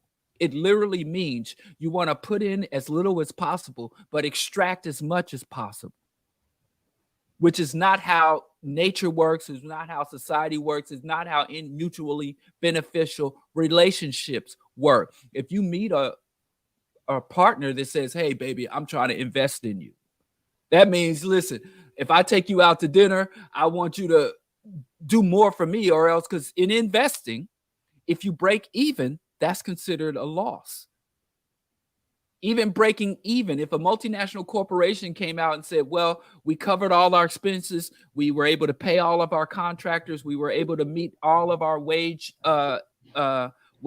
responsibilities, and we broke even. So we're in a position to continue going.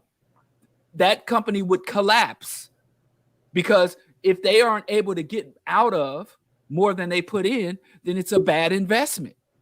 So I even think the fact that we throw around this concept of investing and investing in ourselves, investing in our communities, investing in our future, the fact that we throw these toxic Western concepts around so flippantly is another problem, is why we come up short. So I'm not a big fan of investing. And I promise you, if I'm investing in something, if I put in $1, I want back $1.50 or $2, $3, $4. That's why I don't so it have sound the like you concept hate of investing in my community. So I disagree with you on this, because one, I am investing in my children for that future 5-star luxury elder care I intend to get from them. Good so luck. You damn right. That's why I'm nicer to them than their mother. That's why that's the whole. But that's what investment is. Shot. And then the other thing, to your point, also, hey, play that. That's true. That's how investment works. Before I forget, Diallo's point is also the corporations, even if their profits don't reach projections, they'll claim it as a loss. Right. So even they can even do better than break even and just not make as much as they plan to make. And they say, oh, that's a loss. Right. I thought I was going to make 30 and only made 20. I lost 10. And you like, what? Anyway. So I want before you play, Geisha, I just want to ask Diallo a question. I'm curious about something. So what is the word that people should be using? So in places where the community is actually working together and everybody is putting in their part for the community to be successful in whatever means, in like a cooperative situation where all the workers have equal share in everything. Like what is the better word to use? I think, well, if I had to have a word, I'd say contribution. I say every Black person should make a just contribution to should make a positive contribution to the just aspirations of your people. A contribution is you're putting in, and it is reciprocal.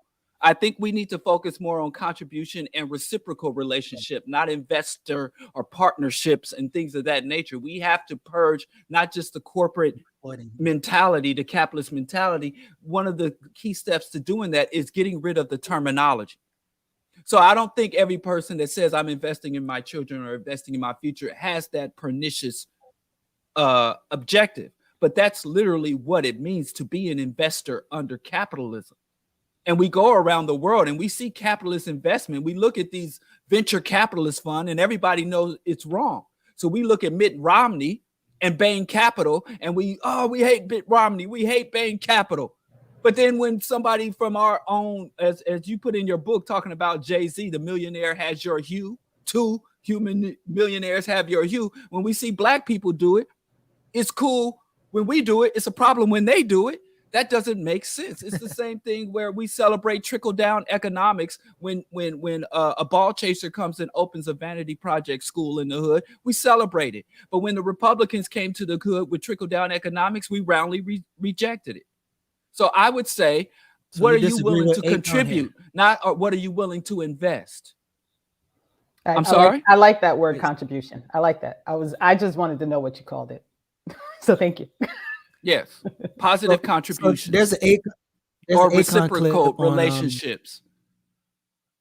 Is this what you said? Yeah. So I guess to start with Renee's response, but it seems like Diallo just hating and shit. Yes, I embrace hateration. I hate them motherfuckers. I hate anybody preying upon the people and entrenching and bottom feeding. Because the black masses are indoctrinated to be oriented towards certain things. And then there's certain people who are also victims of the same indoctrination and same exploitation. And instead of fighting against it, they try to latch on and profit themselves. They are vectors. They're spreading the sickness. They're not helping to cure it. This is about to be perfect. And we've worked this out without quite by accident. This is going to be a perfect segue to a recent buying power piece I wanted to share anyway. So I think this is going to be perfect if we're ready to play this clip. I'll take that as a yes. Africa is the only way out. It's the golden and it's the holy grail for your freedom. Like if African Americans specifically don't see that investing in Africa changes everything for you, I mean, all the way down to generational wealth. Like Africa's in a position where if African Americans take position now, you guys, every single African American in America would be a millionaire without even thinking twice, because there's nothing that's not needed over there. So you guys come with the discipline, you come with the knowledge, you come with the resources, and then what you've created just for developing America, nothing can happen really in America without us. Just think about everything that creates so much revenue for America, from sports to entertainment to fashion to medicine. I mean, you name it. We're leading in every single sector, like us. Just imagine if we all just decided to just take all our bags, withdrew all our money, and go to Africa. Where would America be today? It would collapse overnight. Because nothing would, nothing. That's factually Like all incorrect. of our athletes can go create their own teams. Just, who do you think they're On gonna so watch? many different They're gonna levels. watch all of black professional athletes playing in Africa, or they're gonna watch the white professional athletes playing in America? Okay, so just real quick before we respond to that, this story came out a little while ago, and I had been saving it. Listen, but just real quick, and to the point, to your previous question about how I feel, this is in part why I'm this frustrated, because this is in a story in the San Francisco Bayview, long-standing sort of black radical outlet, and is a story in an interview conducted by J.R. Valerie, who I know a lot of people have a lot of thoughts about, but is someone who knows me and that has known me and my work and has done, for years. And to see in this story, about Niger, West and Central Africa's current war against neocolonialism, I'm just going to just to skip down here in this discussion with Claude Gatebuke, I'm assuming. Given the black population in America, the availability of technology that allows marginalized black people's voices to be heard, the refusal for many in black community to sell out, the buying power of blacks in America, it makes it difficult for the U.S. and in turn the Western world from carrying out imperialist and neocolonial projects unbothered. Mm-hmm. So it's a complete misunderstanding of, again, what buying power is, how the economy works, and as we saw in the Akon clip, what value political power. I mean, there were so many flaws in that clip. It would take a long time, or a while. We could take a while just unpacking that. But the issue is that this is a Pan-African issue, and it is increasingly becoming one that is a diaspora problem in terms of just this mythology. Obviously, the diaspora problem is already pre-existing, but the response involving this misunderstanding of buying power being exported to now the continent in increasing numbers, as I'm seeing over time, is like it's a real problem and a real misunderstanding of political economy, capitalism, public policy.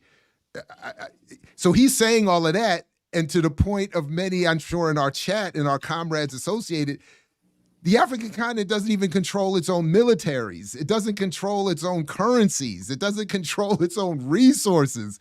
And he's talking about setting up replacement NBA leagues and all black. I was in a room where Robert Mugabe said when the question was raised of black Americans repatriating to the continent, Mugabe said, "Yes, come, not all of you."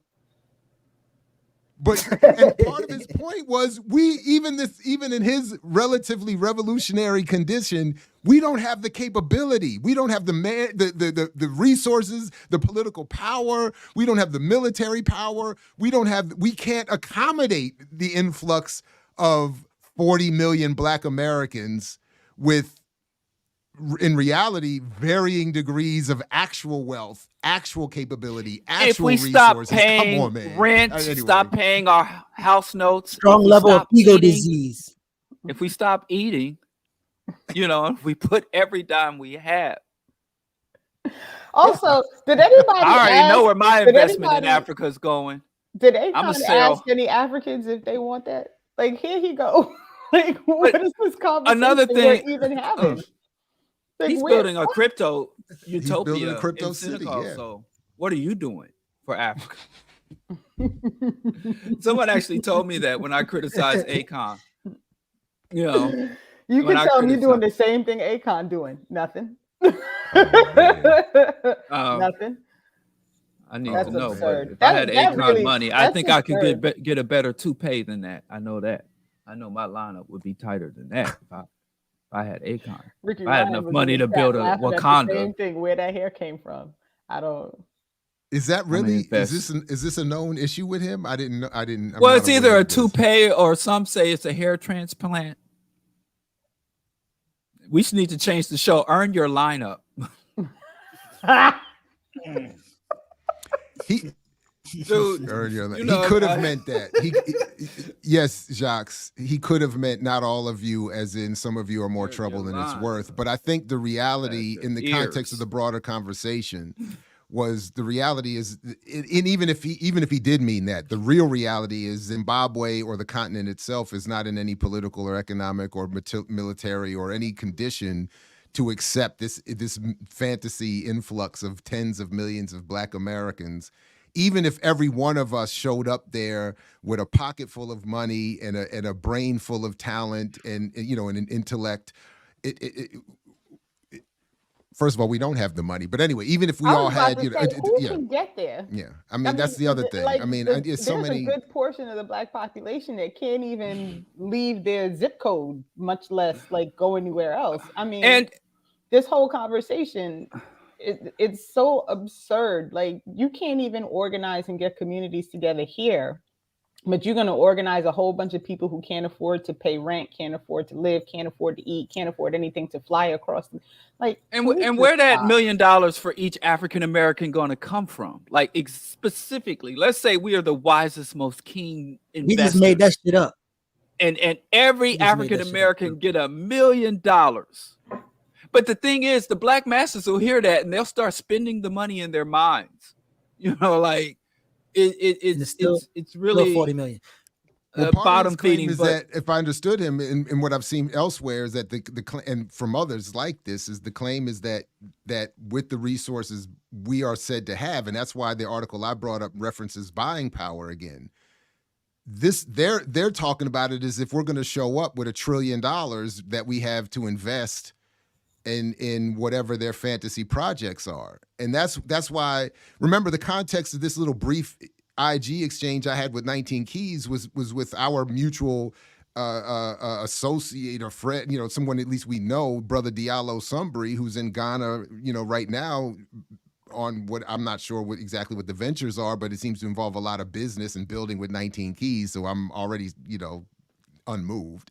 But the point is that remember Reggie Middleton, when the debate around crypto, his whole thing is he's all over the African continent with his Veritasium and all this other kind of stuff. So there is this like anti-radical Pan-Africanism occurring where people are under this mythology that Black American, Terrence Howard, even at that level, when he's getting audience with the ruling elite of certain African countries with this new element he's apparently discovered that's going to change. It's like, but underneath it is this fantasy that Black America has this pot of this resource that can be now invested into the continent to make money for those who own whatever project is being, that they're really inviting people to get involved with. But it's a misunderstanding of the Black economic condition here in the United States. It's certainly a misrepresentation of the economic and political condition on the continent.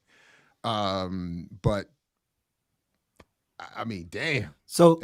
But to the point about criticism, before we, I just wanted to throw out there that I did want, since you all have done me the honor of reading the work, if there are any specific points of criticism you have for me, I definitely would want, to hear that. Same thing with those in the audience, if not today at some other point. But because much like our brothers from Earn Your Leisure, I am not above criticism. I am here for the criticism, not the hate. So we want to make sure that if you got a problem with what I've said, that you're not hating, and we'll have to suss out whether you're hating or constructively criticizing. But if you're not hating, let's have a conversation. Well, there is this is where I shine. Yeah, let's go. I live. Let me give him some flowers. Let me give him some flowers first. Let me give him some flowers first. Stop jeffing. The flowers. No, I'm giving them flowers like okay. Earn Your Leisure. Chris, it's about to happen. You see Diallo getting excited. You see, I wish I had more. This is kind of disappointing. But no, so real quick, one of the things that I think I told you before that, like, if I knew you or if you was my professor when I was coming into the college being a comm major, like, I think I would have been a force to be reckoned with out here. But my question is, when you think about the podcast and all this ways of getting information out there is drastically different from when I was coming through. But what would you advise people who are like, so you're in a room full of African indigenous potential comm majors, what would you advise them? What would you tell them to consider in trying to give them a skinny on what mass comm is? Like, what would be your thoughts and advice to them? On what the field of study is? Yeah, like pretty much preparing them what they're getting into and then the purpose of it. Like, I guess in the beginning of the book, you talk about Kwame Ture's concept and thoughts of mass communication. But what will be your warning or advice to them as they enter into mass comm? Well, I mean, we're even talking about it right now this semester that it has to be made clear as Chris Simpson has in his work, and that's why I love the science of coercion, is that the field of mass communication is a reflection of the military and colonial interests of the ruling elite, who have always understood that communication is domination, that media and symbol and messaging is warfare.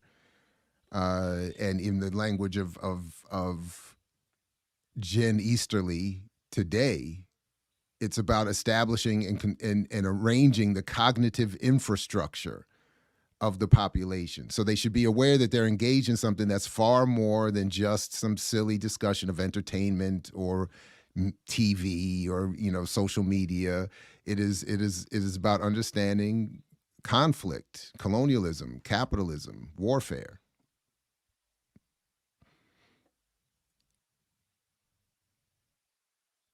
You're gonna clip that. Go ahead with your hate, Diallo.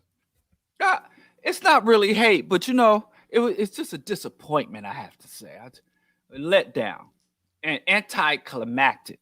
So I'm reading this book and I'm like, man, just guiding, just coasting through, nothing to hate on. I had my highlighter and my marker waiting for some call outs and some tear down and nothing. Then I get almost to the end of the book, damn near to the end of the book, and I see you talking this wealth gap, societal gap stuff. Now, I don't like the concept of the gap because it assumes that Black people are or should be, or even because you said black, white, and it seems that the working classes, the oppressed masses, exploited masses are going in the same direction and should have the same trajectory as the elites.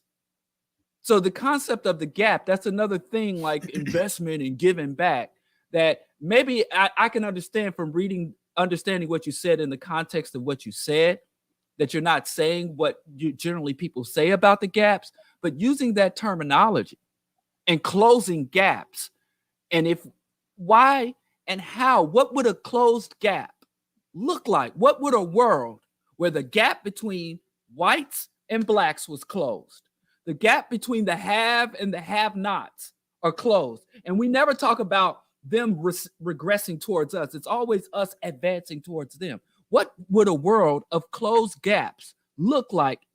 That material reality appear to be? Because to me, it's apocalyptic.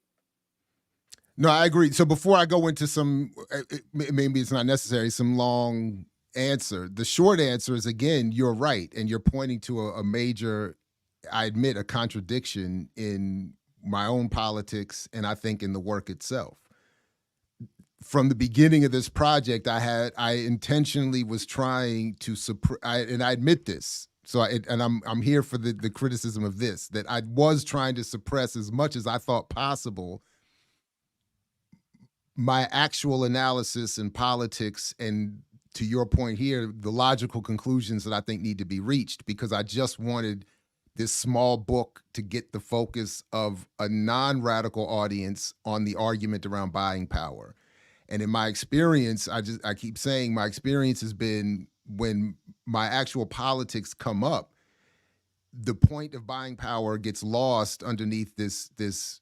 Well, he's just one of them, so therefore he's going to be saying this, and therefore we can't hear the argument.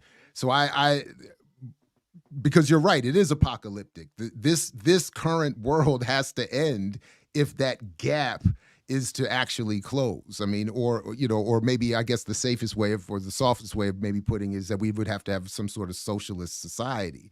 But to your, I'm here. Yes, you're right. It's a shortcoming. It's an anticlimactic conclusion. You're right. Yeah. Well, as the hater innovator, as the hater perpetuator, no one's greater. I just had, it was kind of frustrating that's the hateration. That's as best as I could dig out. I was looking hard for something to hate on. And I had to get damn near to the last five pages of the book. Before I'm like, got his ass, I got him. I don't have I got you.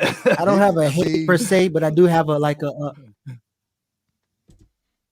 got a question in terms of like context and expectation. So in one of Inventing Realities, Michael Parenti, his first edition, he kind of laid out the contradictions with capitalism. The second one he didn't. And so I guess my question is, and maybe you have this experience also in school, but if you knowing how large the propaganda has been on us, and most people don't have a working definition of capitalism, they can't really coherently describe capitalism. One, do you think it is important to kind of like lay that out really clear? And or what do you think the conflict of people not really understanding capitalism, but it also engaging your book when they can't even tell you what capitalism is? Again, it's frustrating. Because part of the frustration is also that I have not evolved the particular skill that I've seen others evolve to break stuff down fast enough in certain settings to make points more plain. So that's part of the frustration. The other part is that I often want to say, like, I really just want to say, like, you're what Clark used to say to people, that what you're saying is evidence of what you have not read.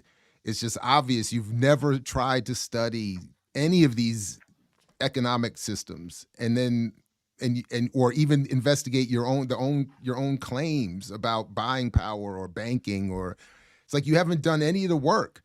And then I put in some work, and then and just 2 days ago or yesterday even, people just dismiss it. He's just another academic. He's just another ivory tower scholar. And I'm like, damn, dude, I've like in many ways ruined my career over this shit. And you talk about him, and like, I'm not doing myself any favors by looking at this. So anyway, but yeah, so that's part of the frustration. And then especially after I soften my politics, like, I'm not even saying what I want to say. I'm not even, that's to Diallo's point. Like, I'm not even, if I did all of that, then you really would. I've done all of this. Like Jay-Z said, he dumbed himself down. He's at least become a billionaire, sold all these records. I feel like I do the same thing, and I can't even get past step one.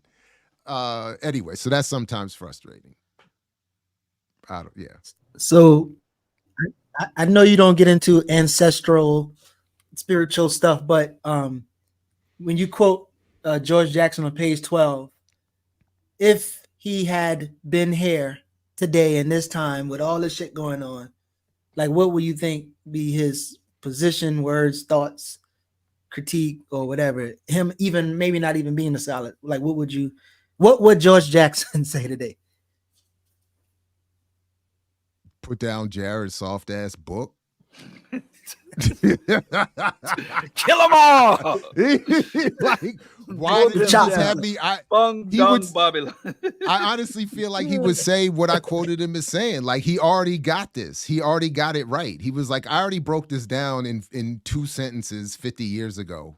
Why did this fool have to write this entire relatively short book, but an entire book on this? I made one statement they say it's purchasing power and they raise the damn cost of everything.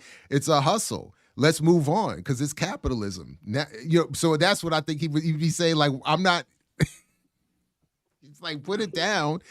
And if you're picking up another book, it better be, one of mine or something more, I don't know. It'd be something else. George Jackson's like, y'all better comp me some of that Bobby Seale barbecue sauce. I ain't paying for it. That's what I think. So he be trying to. And no, I didn't say all I would want to say in the book. This is not. That book's too short for you to have said all. The book is. Y'all keep talking about how short the damn book is. It's very dense and well referenced. That was what I was. This is a dense ass book. Gonna say. That's what I was gonna say. Had me all effed up in the game because I'm like, let me just read this book for Friday's show, and it wasn't just no read through. That is not a sit down. Read through. Right, simple. Got me in trouble. Yeah, that's not the first. My wife is like. Weren't you supposed to paint the bathroom? And I'm like, gotta read this book by Friday. I ain't got time for that. So, this is an extremely dense book. It's short. Y'all focusing on the size and ignoring the girth. Y'all focusing on the length and ignoring the girth. Pause. Pause. You gotta take a whole list. Wait. What? Wait, slow down, bro. What you doing, yo? Metaphorically, I'm saying. You all right? Y'all keep saying it's a short book, and somebody gonna go buy this book and think they're gonna have a leisure read, something they can carry to the beach with a blanket and read this book in the afternoon because it's short, but it's dense. It is very. So that is the one. So I have to be cautious with who I share the book with, who I tell to read it, because there are a lot of people who are not ready for this in-depth level of research and information regarding this topic, right? Like, there are so many people who are fully bought in, right? And the minute you give them something where they're actually going to have to look at the fact that you're sourced and all the things that you're talking about, they're not even going to get through the first 50 pages. It's just not going to happen because they're not ready for it. So my question for you would be, especially how you came for the sisters. Renee, is there a consideration for doing like one of those tiny, here's how we understand capitalism as it, because you need to, some people need a preamble, right? Like, some people need it's kind of what Geechee was talking about, like a preamble to understand what are we even looking at and why is it important to have this conversation? Because people who read your book already understanding that will read it fully and will be able to take it in and would be interested in a Zion. That's the word I was looking for. A-Rob, thank you. And would be interested in understanding where you got your information from. People who are not ready for the conversation, they need a preamble. They need a, why are we even having this conversation? Because I don't know that that's. Come on, gynocentrists. Y'all know what time it is. And you talking like a counselor. I am talking like a counselor. I'm always ain't nobody got time for that. All that, I'm gonna throw in the deep end, kick you off the deep end type. Ain't nobody got time for that. He ain't no counselor. I'm answering for Jared. The goal is to get people to wake up a little bit, right? Like to understand that they are living. Relax, so you can ease. You want to ease it in. Get them to relax. Diallo, if you quiet, I come from a pure heart. Diallo, if you quiet long enough, she's giving you advice and tips on the myth of black breathing air. So when you write your book, The Myth of Black Breathing Air, you get the, you got to explain ecology before you get into the business, right? So we done talked about this, playing the music. I'm not an organizer. Talked about this. But go ahead. I am an organizer. I'm just bad at it. No, to the point. Okay. Yeah. It's right. I saw the zine, like magazine. Yeah. So that. So part of what I think I'm stuck on, I'm on the one hand, so it's a very good question, very good point. So I'm stuck on, I want to have done more of, I would have loved to do that. Like, there should be like maybe an introductory section on, if I'm going to be this critical of black capitalism, we need to have a discussion of what capitalism is and get some basics. I like that. And then I was also stuck on, I would love to see and I'm wondering if there's I want a video content creator who could create a short version of what you're talking about, like for Instagram or something like that too. Okay. But anyway, no, I think that's a great point and something I would note if there's going to be, because I think when my man Todd did his review, which was really, I think also had some nice criticisms in it. About what should happen with subsequent editions, I think this is a good idea. So yeah, I appreciate it. I saw you light up when I said I still haven't gotten my book. Yeah, I don't know. So I just have to schedule. I got to go back through the orders and then go back to the post office. And then I see Ricky has still not gotten a copy. So we gotta. I don't know. Maybe we could do. I don't know. We got to do something. I might be willing to wait until you come to New Jersey. Maybe, since I technically already own the book, and I really just want a signed copy so that I have it. What you doing in Jersey? I thought you was the queen of Brooklyn. Didn't you hear me say I left and went to the suburbs? You don't listen. You don't listen. I mean, I live in tree line. I live in tree line streets. Oh, another black success story. No. Black. Yes, that's what black. But I saw your eyes get big when I said you came for the sisters. Jared, in what way do you exactly mean that?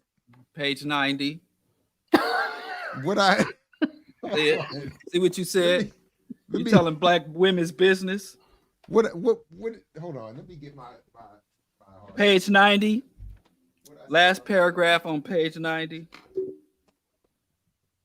I mean, you telling black women's business. Copy has different pages on it. Let me. Black women workers was just over 36,000 and almost 21% lower than white women. That's what you talking about? No, this right. Thanks. In the era of black girl magic, girl boss. Oh. The median annual earnings for full-time year-round black women workers was just over $36,000. Sisters are doing it for themselves. Yeah. Black girl magic and girl boss. What is you talking about? Everybody's one day from becoming Beyonce. Well, and you are talking about the poverty that specifically targets black women and single mothers. I mean, it's the same thing with the hip-hop celebrations. I think it's just important to start with what are the actual conditions of people we're supposed to be talking about. So if I just go to the idea was just go to the research, look at the data. Where does it say? You can't use quote Jay-Z. Men lie, women lie, numbers don't. Don't. After all, half the book is just a tear down of Jay-Z. So I don't think it's appropriate for you to quote him. You're right. Sorry about that. We do have a couple of let's see. There's a couple of super chats here. Thanks again to ZZ Lion. Dr. Ball, I do have a criticism. I didn't get a signed book. I want a signed book. Did I miss the window? Do you have more books? Of course, with a donation.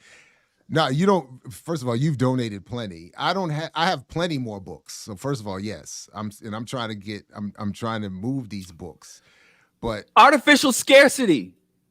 That's why I'm moving. You hate capitalism so much you don't even use the most unique and most effective techniques. You're supposed to be like, man, I'm almost out. This is the last day. Right. You need to put that big sold out stamp on your website. Leave it up for a few weeks. Talking about, I'm drowning in books. Help me, y'all. Dime a dozen. No, artificial scarcity. Yeah, you need a manager. I need to manage you. Diallo, that's the class you need to open up. Diallo's management. But Diallo, the socialist guide to capitalist wealth. Brandon joined the channel just so he could ask if you could expand on your apocalyptic statement about the shortening of the wealth gap. Why is the closing of the gap apocalyptic? It's just closing the wealth gap. What's the problem? He's not listening to why people using it. Huh? Because you're not listening to why people are actually using it. But go ahead. Using what? using the stats. But go ahead. Well, the short answer is we focus on the wealth, but we don't focus on the infrastructure and the apparatus that generates and sustains wealth. And the apparatus that generates and sustains wealth in this particular socioeconomic ecosystem is one of hyper exploitation of not just labor, but of ecosystems and resources. So if everybody, like he said, if every African American was a millionaire, that would lead to a more rapid destruction of ecosystems, a more aggressive extraction of minerals, resources, a more aggressive consumption of fuel and expenditures in order for us to sustain ourselves. Because I got people I know that's out there, I'm trying to secure the bag, and you ask them, then what? So in this economic system, the more people do in this system, the more harm comes to the system. The more pollution and toxins that will enter your bloodstream, the more acidification of the ocean, the more aggressive extinction of animals, the more destruction and contamination of ecosystems. So if we all were rich under this particular relationship of social, economic, material relationships, and within these hierarchies, that's the thing with the foundational Black Americans and those people who says, listen, we earn our leisure, we earn our income by flexing our American citizenship. We are the real Americans. So you notice they don't talk about imperialism. They don't talk about resource extraction. They don't talk about ecocide and ecological disruption. They don't talk about the melting polar ice caps. They just focus on the money, as if the money materializes out of nothing. So the more of us that become millionaires, the more of us that embrace and engage in capitalism, the more we destroy the life-sustaining capacity of the world. This economic system is destroying the life-sustaining capacity of the earth. We need to live ecologically, not economically. The ecology must determine and direct the economy, not the other way around. Sorry, I try to shorten that, but that's basically it. Capitalism gonna kill your ass. And the only difference will be some of us got nicer coffins than others. That'll be the only difference. But we all gonna fucking die if we let this system continue unabated. And what did they say when you asked? First of all, thanks, Diallo. And I think I what did they say when you asked Sankofa about hosting me for a book signing? I'm very interested in the response you got. So that's why, Leah, I'm addressing them.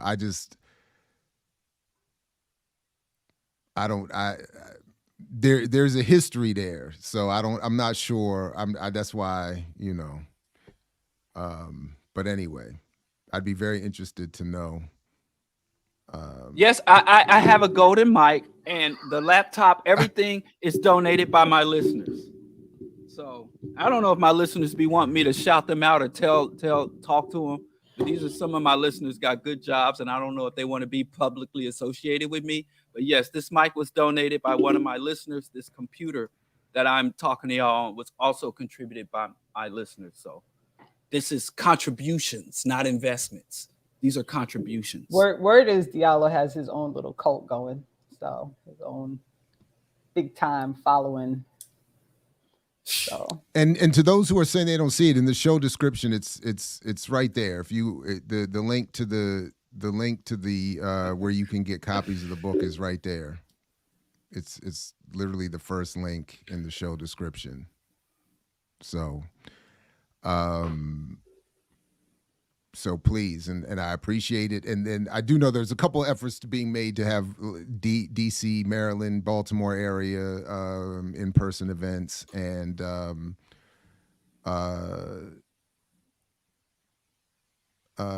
so stay tuned for that. And I got to double check, and I apologize for any confusion or mix-ups with the shipping, Renee and everyone else. I got to double check. I feel like I was like on the top of the list with asking. I mean, I've been Even at I know. I honestly thought you. If I buy a book, will you? I almost it? feel That like was I my remember suggestion. we wrote. I feel like we wrote. My daughter and I, my youngest and I went. I mean, we spent like 3 hours in the post office. Yeah, we got your daughter, man. Listen, you need to. God damn it! By the way, that was the answer is it was crazy. We were looking crazy and everything. Wow. Thanks, Brandon. Thanks, Diallo. Love BPM and what you all do. Thank you. All right. Yeah. Ball. Change your last name, because you should have been like, listen, I'm gonna go to the warehouse. Right after we get off the air, I'm heading to the warehouse and I'm gonna let my staffers and my subordinates and I'm gonna let them know. You ain't going to, you got your own shipping. You say, listen, and this and that, you gotta big yourself. Nobody wants to be associated with struggle. Are you the baller or not? Are you a baller or not? Big baller brand. I mean, y'all kind of favor each other. I know. I know. I mean, it might be. You might have an end to some of that big baller money. Yeah. But all I'm saying is, man, you tell them. I'm too short and chubby. You should have been on EYL platform. All this motivational speaking. I am on EYL platform. No, the other one. He's gonna be in InvestFest 2024. He's waiting for them to get big enough. They're not big enough yet. They just got 20,000 in their audience. That's not enough for Diallo. Come on, y'all getting this self-deprecation from? Big up yourself. Renee from Brooklyn, she know what that means. Big up yourself. No child labor laws were violated. I came close that day, boy. Man, my daughter's head was sore writing all them names on them, all them addresses. She was like, "Woo." Jared, you just got to get to your warehouse staff and let them know that you're going to change some things, like those CEOs at congressional hearings. Like, I'm very sorry. I'm definitely going to make some changes within the apparatus, But seriously, let me get this in before we leave, and I'm not rushing us. I don't know if there was more you wanted to get to, but I do want to. I want to say very publicly, for all that I complain about, I'm very grateful that the three of you wanted to read and have the discussion a little bit about the book, and same thing, Geechee, with BarterBuild, your crew really going through the text. That's the real fantasy. So that I really appreciate that. So as we go, if others want to do more and they got questions or criticism, whatever, Ricky said she had a question, but what was the question? What was the question? Sometimes it's hit or miss. Chat moves fast, man. That's what I'm saying. It's like I can't catch everything. And I'm trying to listen to what's being said on screen, so sometimes I check, I never look at the comments. Look, I came off the comment screen and I looked up, and in the parentheses it said 124. I was like, oh, yeah, it's a lot. It's like, so can you recirculate the question? Erica don't want nothing. Oh wait, what is this? The one? Can Geechee explain why he thinks JT will eventually end up on the EYL stage? Oh. She want to figure out why. Yeah. So JT landing his plane at financial literacy as well. He's landing his plane at you can make it into this capitalist system. He just is a little bit more critical of it. And I don't even think JT thinks logically towards an ending of why it's not working, as opposed to taking your time with it. You can't get rich quick, but you can eventually get rich if you do it the right way. So if you look at EYL, they're like get rich quick and don't even really invest. You got Tony DeCloser who dabble in investments and in the middle, and then you got JT all the way on the other side. And I think JT will definitely be there as well. And his hating will eventually get him another conversation or a better conversation than he had before, especially because Tony DeCloser girlfriend was on stage this weekend. And it sounds like Tony DeCloser gonna be on stage next year. And then, like I'm saying, I think the next year JT will be on there too, because JT doesn't disagree with building wealth within a capitalist system. He just don't like the fraud that's not the illegal fraud. He's okay with the legal fraud, but not the illegal fraud. And no, not Justin Timberlake. We're talking about Jason Thornton, JT the pocket watch. Geechee, I agree with. I'm sorry. You're 100% correct, Geechee. But when he descended into that respectability, prosperity rhetoric right in your face, why didn't you call him on it? Because the same reason why it just wasn't necessary. I think the most I said that day is that we disagree on capitalism, something like that. It wasn't. I mean, the dude went off the rails. Yeah, about spending money on Jordans and fingernails instead of investing. Your boy went off the rails too. Your Nation of Islam dude, he went off the rails too. Who? I mean, he made me get a whole nother coconut. I don't know the dude name, the dude who did the film. I don't have no Nation. It ain't my dude. Yeah, the one who made the you love them. And by the way, there's never been a reciprocal invitation to his platform like was part of the initial discussion. I don't know who y'all talking about. We had him on, and then it descended into some madness. But this is where do y'all think we had any impact on? Yes, you were there when we had the whole discussion with the dude who did the video about Elijah Muhammad and his. I thought I called him on his BS to his face. I don't remember exactly what. I mean, I'm on tape. Go look at the tape. I didn't let that slide. I didn't get you that interview. You let a lot slide. But no, don't even. But rather than comparing who let what slide, but my point, I'm very clear. My goal, I'm not interested. First of all, I didn't think it would happen. I didn't think it would be taken seriously, and I don't want to have an argument with JT about capitalism. I didn't really want to get into it with him.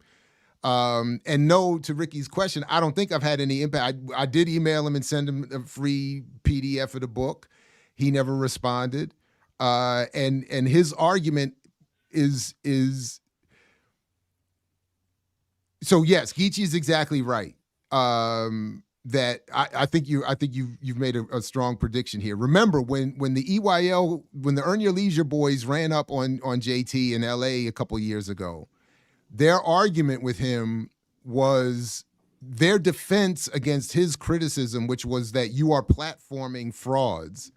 Their response was, we're not frauds, and if we've platformed someone in error, we're here to correct it, and instead of calling us scammers, you should just talk to us like men, and da-da-da-da-da-da-da-da. So from their perspective is, or their overt claim is, we are providing financial literacy and being honest brokers in this space, trying to get our people over with business and investment and so on and so forth. So and from JT's perspective, as long as they're doing that without the scams, without the overt frauds, to your point, Geechee, they're almost in the same lane. And now that Tony the Closer has positioned himself as part of the scam exposure crew for calling out DJ Envy, he can help cleanse Earn Your Leisure's brand and image, and then eventually get them back on good standing with JT, who himself is in line with the reverse hashtag crew in an attempt to get some sort of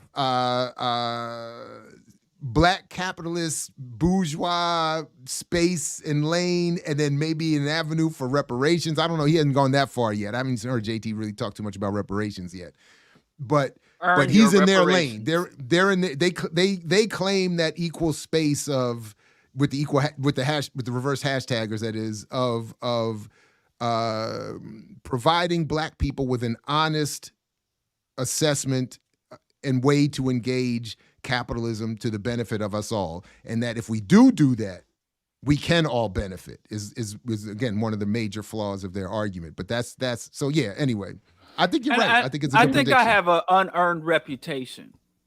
I'm not talking about arguing for arguing's sake, but I think if somebody comes to your face, and like I said, if you don't put it on the table, I can't dissect it. So I saw last week, which greatly offended me, when the Muslim brother came on with very, very, very good information and insights. Everybody was in the comments like, "Oh, Diallo see a Kufi. He about to go off and stuff." Yeah, and I didn't bump head, and he didn't put none of that stuff on the table. And so I don't be bumping heads with Muslims for the sake of bumping heads with Muslims. It was because if you put your theological delusions on the table, I'm not going to argue it if it's not. I only deal with what's put on the table. So if you come on the platform, whatever you put on the table, that's all I deal with. You did jump in, and I will agree with Ricky on this one. That was the only time that I've seen you contradict your point you just made is when Salifu showed up, and all he said was "Assalamu alaikum," and you just went all in. And I think Diallo saw that as the opening, though. Yeah, I know, but I'm even my atheist self sipping my coffee in Panama, and I was like, oh damn. But I was like, that felt a little unfair. Like he wasn't trying to impose, although I do take it that way. I admit that. When people say Assalamu alaikum, when they say bless you and Jesus loves you, I feel that's throwing down the gauntlet. The only reason I don't feel that way with Hotep is an African-centered bias, but ultimately it's a similar. But I feel like with the other ones, I do feel. But then I'm also recognizing that they're not really meaning. Like he didn't mean to smack you in the face with a Quran. Like that is. But when we're talking about Islamic terrorism, but wouldn't it just be a language? Also, he was literally sitting there talking about Islamic terrorists that the Sahel region and the Sahel military has been fighting against Islamic extremists. And I'm not talking about the broader argument. I'm just talking about that initial greeting. You went in from the greeting. That's my only thing. It was like he said Assalamu alaikum, and you were already like If a white man came on the show and was like howdy. But you said Islamic white man said howdy. No, he's a black man that said Assalamu alaikum. Same thing. Oh man, I don't say that. I'm not going that far. Real quick. I don't know, man. The Islamic versus the Christian body. All I'm saying is an unearned reputation. I only dissect what is put on the table. Now, I ain't about to attack nobody. Some of my best friends are Muslims. I think you paused and then when somebody else talk, you talk again. But did you say Islamic terrorists, right? It's okay. No, you're not. You said Islamic extremists, right? He said that. What you call yourself, atheist? No. You said he's talking about Islamic extremists. Or there's atheist extremists, right? There's atheists who are extremists, right? No, they're not. Not possible. Not possible. Oh, okay. It's not possible. What in atheist conclusions or outlook could someone use as a launchpad for extremism?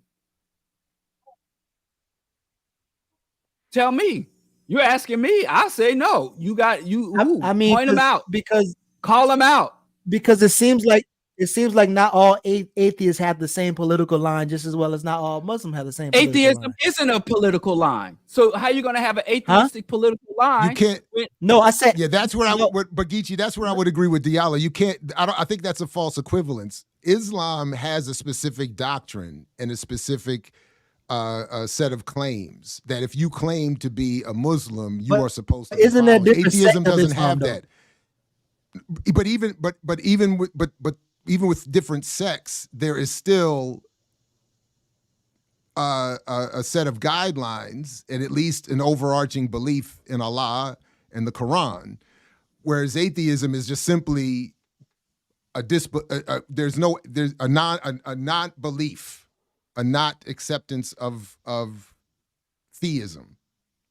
So that literally means, I mean, atheism is an acceptance of the reality that there is no evidence of the existence of the divine or supernatural or God. It's just a conclusion. That's like saying someone doesn't believe in unicorn, a non-unicorn, anti-unicorn extremist. How are you going to be? Well, if you start proselytizing with your signs up and down the street, there are no unicorns, and you're passing out pamphlets and going door to door knocking on the if there was maybe if that there would was be an extremist. Or if you were like, I'm gonna I'm gonna. But here's the rub, though. If people were being literally mutilated and murdered because of the false belief in unicorns, and someone says, "Well, unicorns exist," and we who have been touched by the horn of the unicorn have authority over everyone else, and we have special status over everyone else, and then they use that status from being touched by the unicorn horn to exploit and literally murder and mutilate other people, then it is rational for those who realize that unicorns don't exist, and therefore all authority, all power, all wealth generated based on the unicorn myth, it should not exist. That's not an extremist position. That's a rational position. So the atheists aren't fighting to assert that God doesn't exist. They're fighting against the people who have that delusion of God's existence, exerting authority and amassing resources based on that delusion. They're fighting them. Why extremist? Say that again. They're fighting them. Why would they have to fight them? Because they're having undue influence and impact on my life. Anybody that has undue impact and influence over my life to direct my life or my environment, I have a right to fight them. So whether somebody says, whether it's the monarchy saying my father was king and therefore I have a right to be king, I'm anti-monarchies because that's bullshit. I'm against it. If someone says I'm blessed and highly favored, therefore God will help me get a new car while allowing other people to be starved and raped, then that's something we should stand against, not because it's just not true, but because the residual fallout of the delusion that some people can be blessed is extremely harmful to everyone else. But that's not even atheism talking, because there are many believers, many theists who also take that position. That is a justice and a humanitarian position, not an atheist position. You should just apologize to Salifu, and then as soon as he apologizes for all the atrocities committed, past, present, and future Islamic atrocities, as soon as let him apologize for that. Hey, what the hell did I Jared, do wrong? Can I ask you a question about? Sure. Because we're about to derail in a way that I don't know I'm prepared for. So, real quick. One of the things I always want people to talk about, because somebody did ask this in the chat and it went by so fast that I couldn't call anybody's attention to it. So most people are just trying to survive, right? Like most people are just trying to eat, pay their rent, make sure that they can get where they got to go and all that stuff. So part of the reason that people get caught up in all this madness is because of that fact. Like they're trying to get out of a situation in which they're just trying to survive, and they're sick of just trying to survive, and they just want to be a little bit better than just trying to survive. So how do we engage those people in a conversation about their material conditions in the moment, and how kind of ignoring that madness, because none of it's going to help them, right? Like, I don't really, when people ask me that question, I'm like, I don't really know a way out, because the system is not really built for you to have a way out of your current material conditions.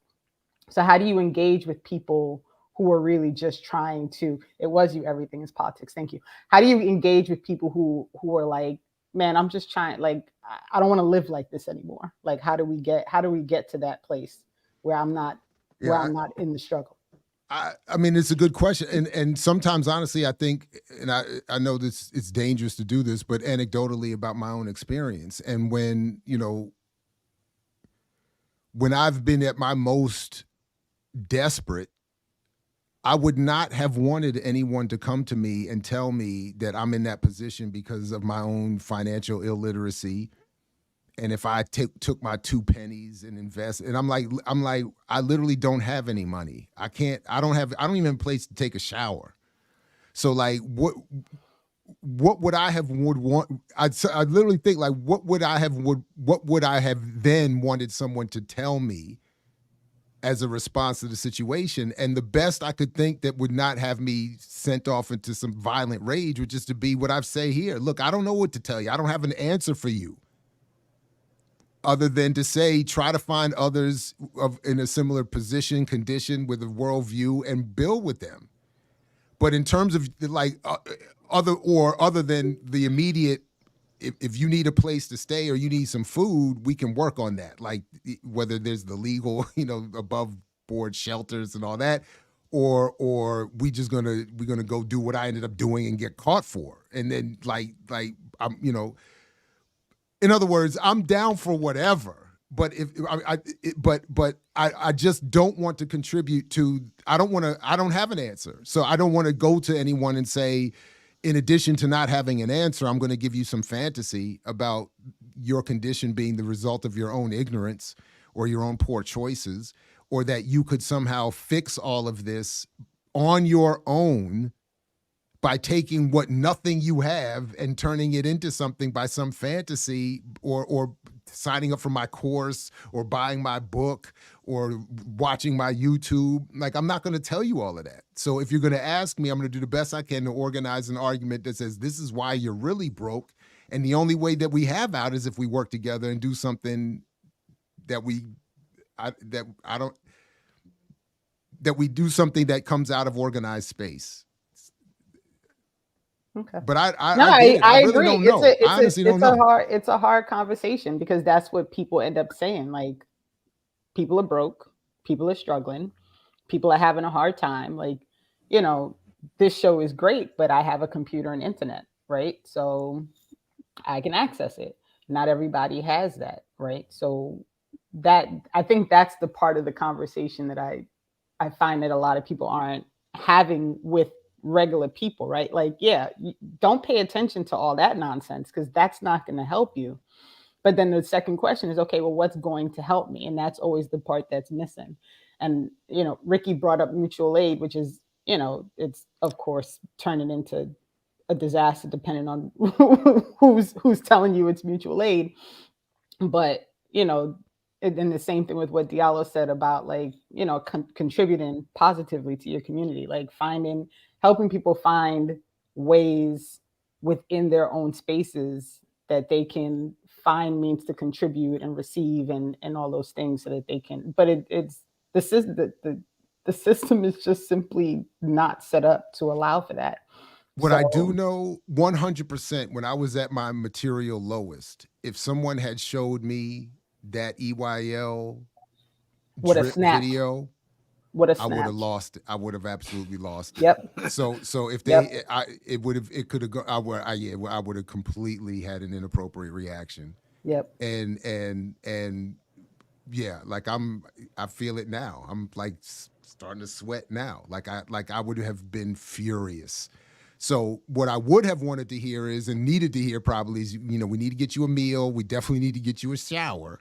And then we're going to get you into an organizational space where other people are working this out. Like if that shelter I had been in had some meetings and organizational work in it, it would have been perfect. Because the moment you get a chance to breathe, even when you're sitting in a room full of other desperate people, but you finally had a meal and there's some air conditioning and a shower, the minute you get a chance to breathe and start to be like, whew, okay, now what are we going to do about this? Like it becomes a generative moment.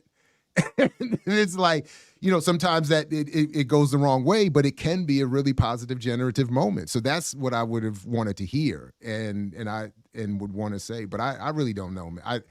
I just don't want other people to be constantly being told these fantasies and these myths. It's enraging, really. All jokes aside, all smiles and laughter aside, it's like, come on, man. Come on. So it's a good question. I don't know. We good? Everybody good? Did we land the plane, so to speak? Again, I want to thank you all very much, and same to the folks in the chat.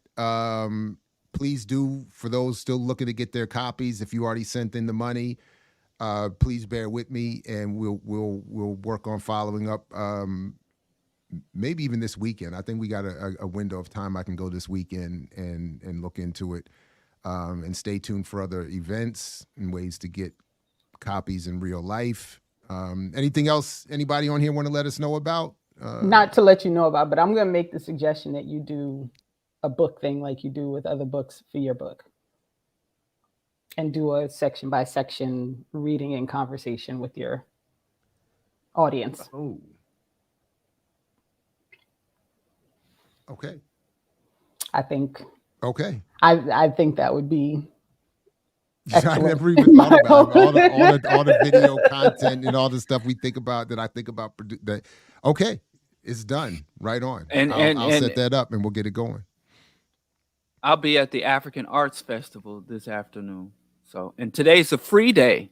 So it's normally like what, $20, $30, frugal swag. If you go to the African Art Festival today, you get in for free. It's free admission, open to all. So Washington Park, Chicago, South Side.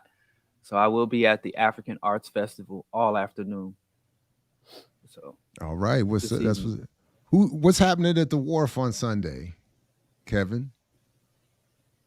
Or are you just gonna be down there? Lingering. Turkeys for the Curb Fest so that people can see it if people are in Baltimore.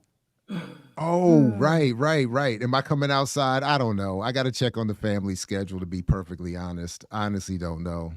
I won't front. I honestly don't know. I'll start with the family schedule and go from there. But everything is back in full swing, so it gets a little hectic. But anyway. Yeah. So. Probably not. You're right. Probably not. But I do have to check on the schedule first. It's not always up to me. You know what I mean? And then I'll tell you the truth. I'll be very no, I admit I don't like going anywhere anymore. And there's a number of reasons, some of which I'm not always thrilled to talk about publicly. But others of it is that like my children are really fast approaching the time where they're going to be leaving the house. And I'm trying to get every minute. I'm trying to I'm usually at everything. They never leave, Diallo? Man, my son moved out 2 years ago. And I see more of him now than when he lived here. Well, that's good to hear. I love it. But I guess that's sons. I mean, he be bringing bags of laundry. I tell my wife, if you feed it, it's going to keep coming back. You know. And it's more of his clothes in the laundry than mine. They ain't going nowhere. That's a myth. That's the myth of my oldest children. Is promising me this is it. She this is my senior year. That's your next book. You're going to learn. You're going to learn myth today, of the empty nest. Yes, the myth of the empty nest. I did not go back after college. You didn't go back? I moved out of state. Renee's my nightmare story. But she's a success story. She moved from Brooklyn to Jersey. She moved. Well, I told them if you do well enough, I'll follow you. I expect that 5. That's why that's my investment, Diallo, in my children. I want that 5-star healthcare retirement package. So if they do better, then I want that basement spot. I want that palatial basement. Exactly. You know what I mean? Yeah, that works. But daughters are more apt. All I got is sons, so I'm spoiled. I hope it, man. So I do think about it though. Like I really am trying to every second that we, but I admit, man, this is a struggle. My big sister, she looks after all the elders in the family, and I just when I want to check on the elders, I call my sister. Like, where Uncle Chris? 12 where years, Grandma Ricky. at? God damn. I can't do Ricky. Don't tell me that. Not 12 years. But you notice it's all it's girls. Maybe that's the girls. Maybe that's the difference. That's what's scaring me. Renee didn't go back. Ricky talking about 12 years. Yeah. By the time I moved back to Brooklyn, my mother was in upstate New York. She had already she gave up and she left and she went upstate. My son goes grocery shopping in my kitchen. He comes with the basket under his arm like Little Red Riding Hood. He had a basket under his arm in my refrigerator, in my cupboards. Man, please. Empty nest. Maybe y'all should send him away to school. See, he goes to a local university. Maybe if I sent him to Kentucky or you didn't send him far enough away. Right, yeah. But then I think it just be even more taxing. But yeah, anyway. All right, so for folks in New Jersey, I'm trying to get Jared up in early November. We're working on it. The space is being they're actually just trying to solidify the time and which day during that week for early November. And then I got permission to screen the Pendleton 2. Diallo's a man. I'm not Renee. I'm trying to do she's a counselor. I'm trying to help her with her professional capacity. This is what she's gonna have to deal with for the rest of her life. You see, that's why I kept on talking. Because I know how to ignore the nonsense. She can do it. She's a counselor. I couldn't get my job done if I stopped every time somebody giggled in the room. Are you kidding me? Anyway, thank you for that, Renee, and I look forward. So you're trying to say Diallo is equivalent to your students? Sometimes. That's what you're saying? But you know what? I love my kids. I look so young. I love Diallo. It's and all energetic. Good. It's all good. The sparkle in my eyes. You're gonna have to do all that if you want to, you know. Terrible.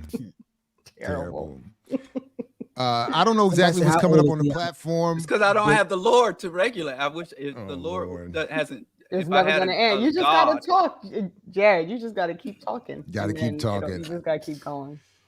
Just keep just going. Like, share, subscribe, blackpowermedia.org, support the Patreon, put this in your socials, put comments on it if you didn't get heard today. Thank you, Renee, for coming through and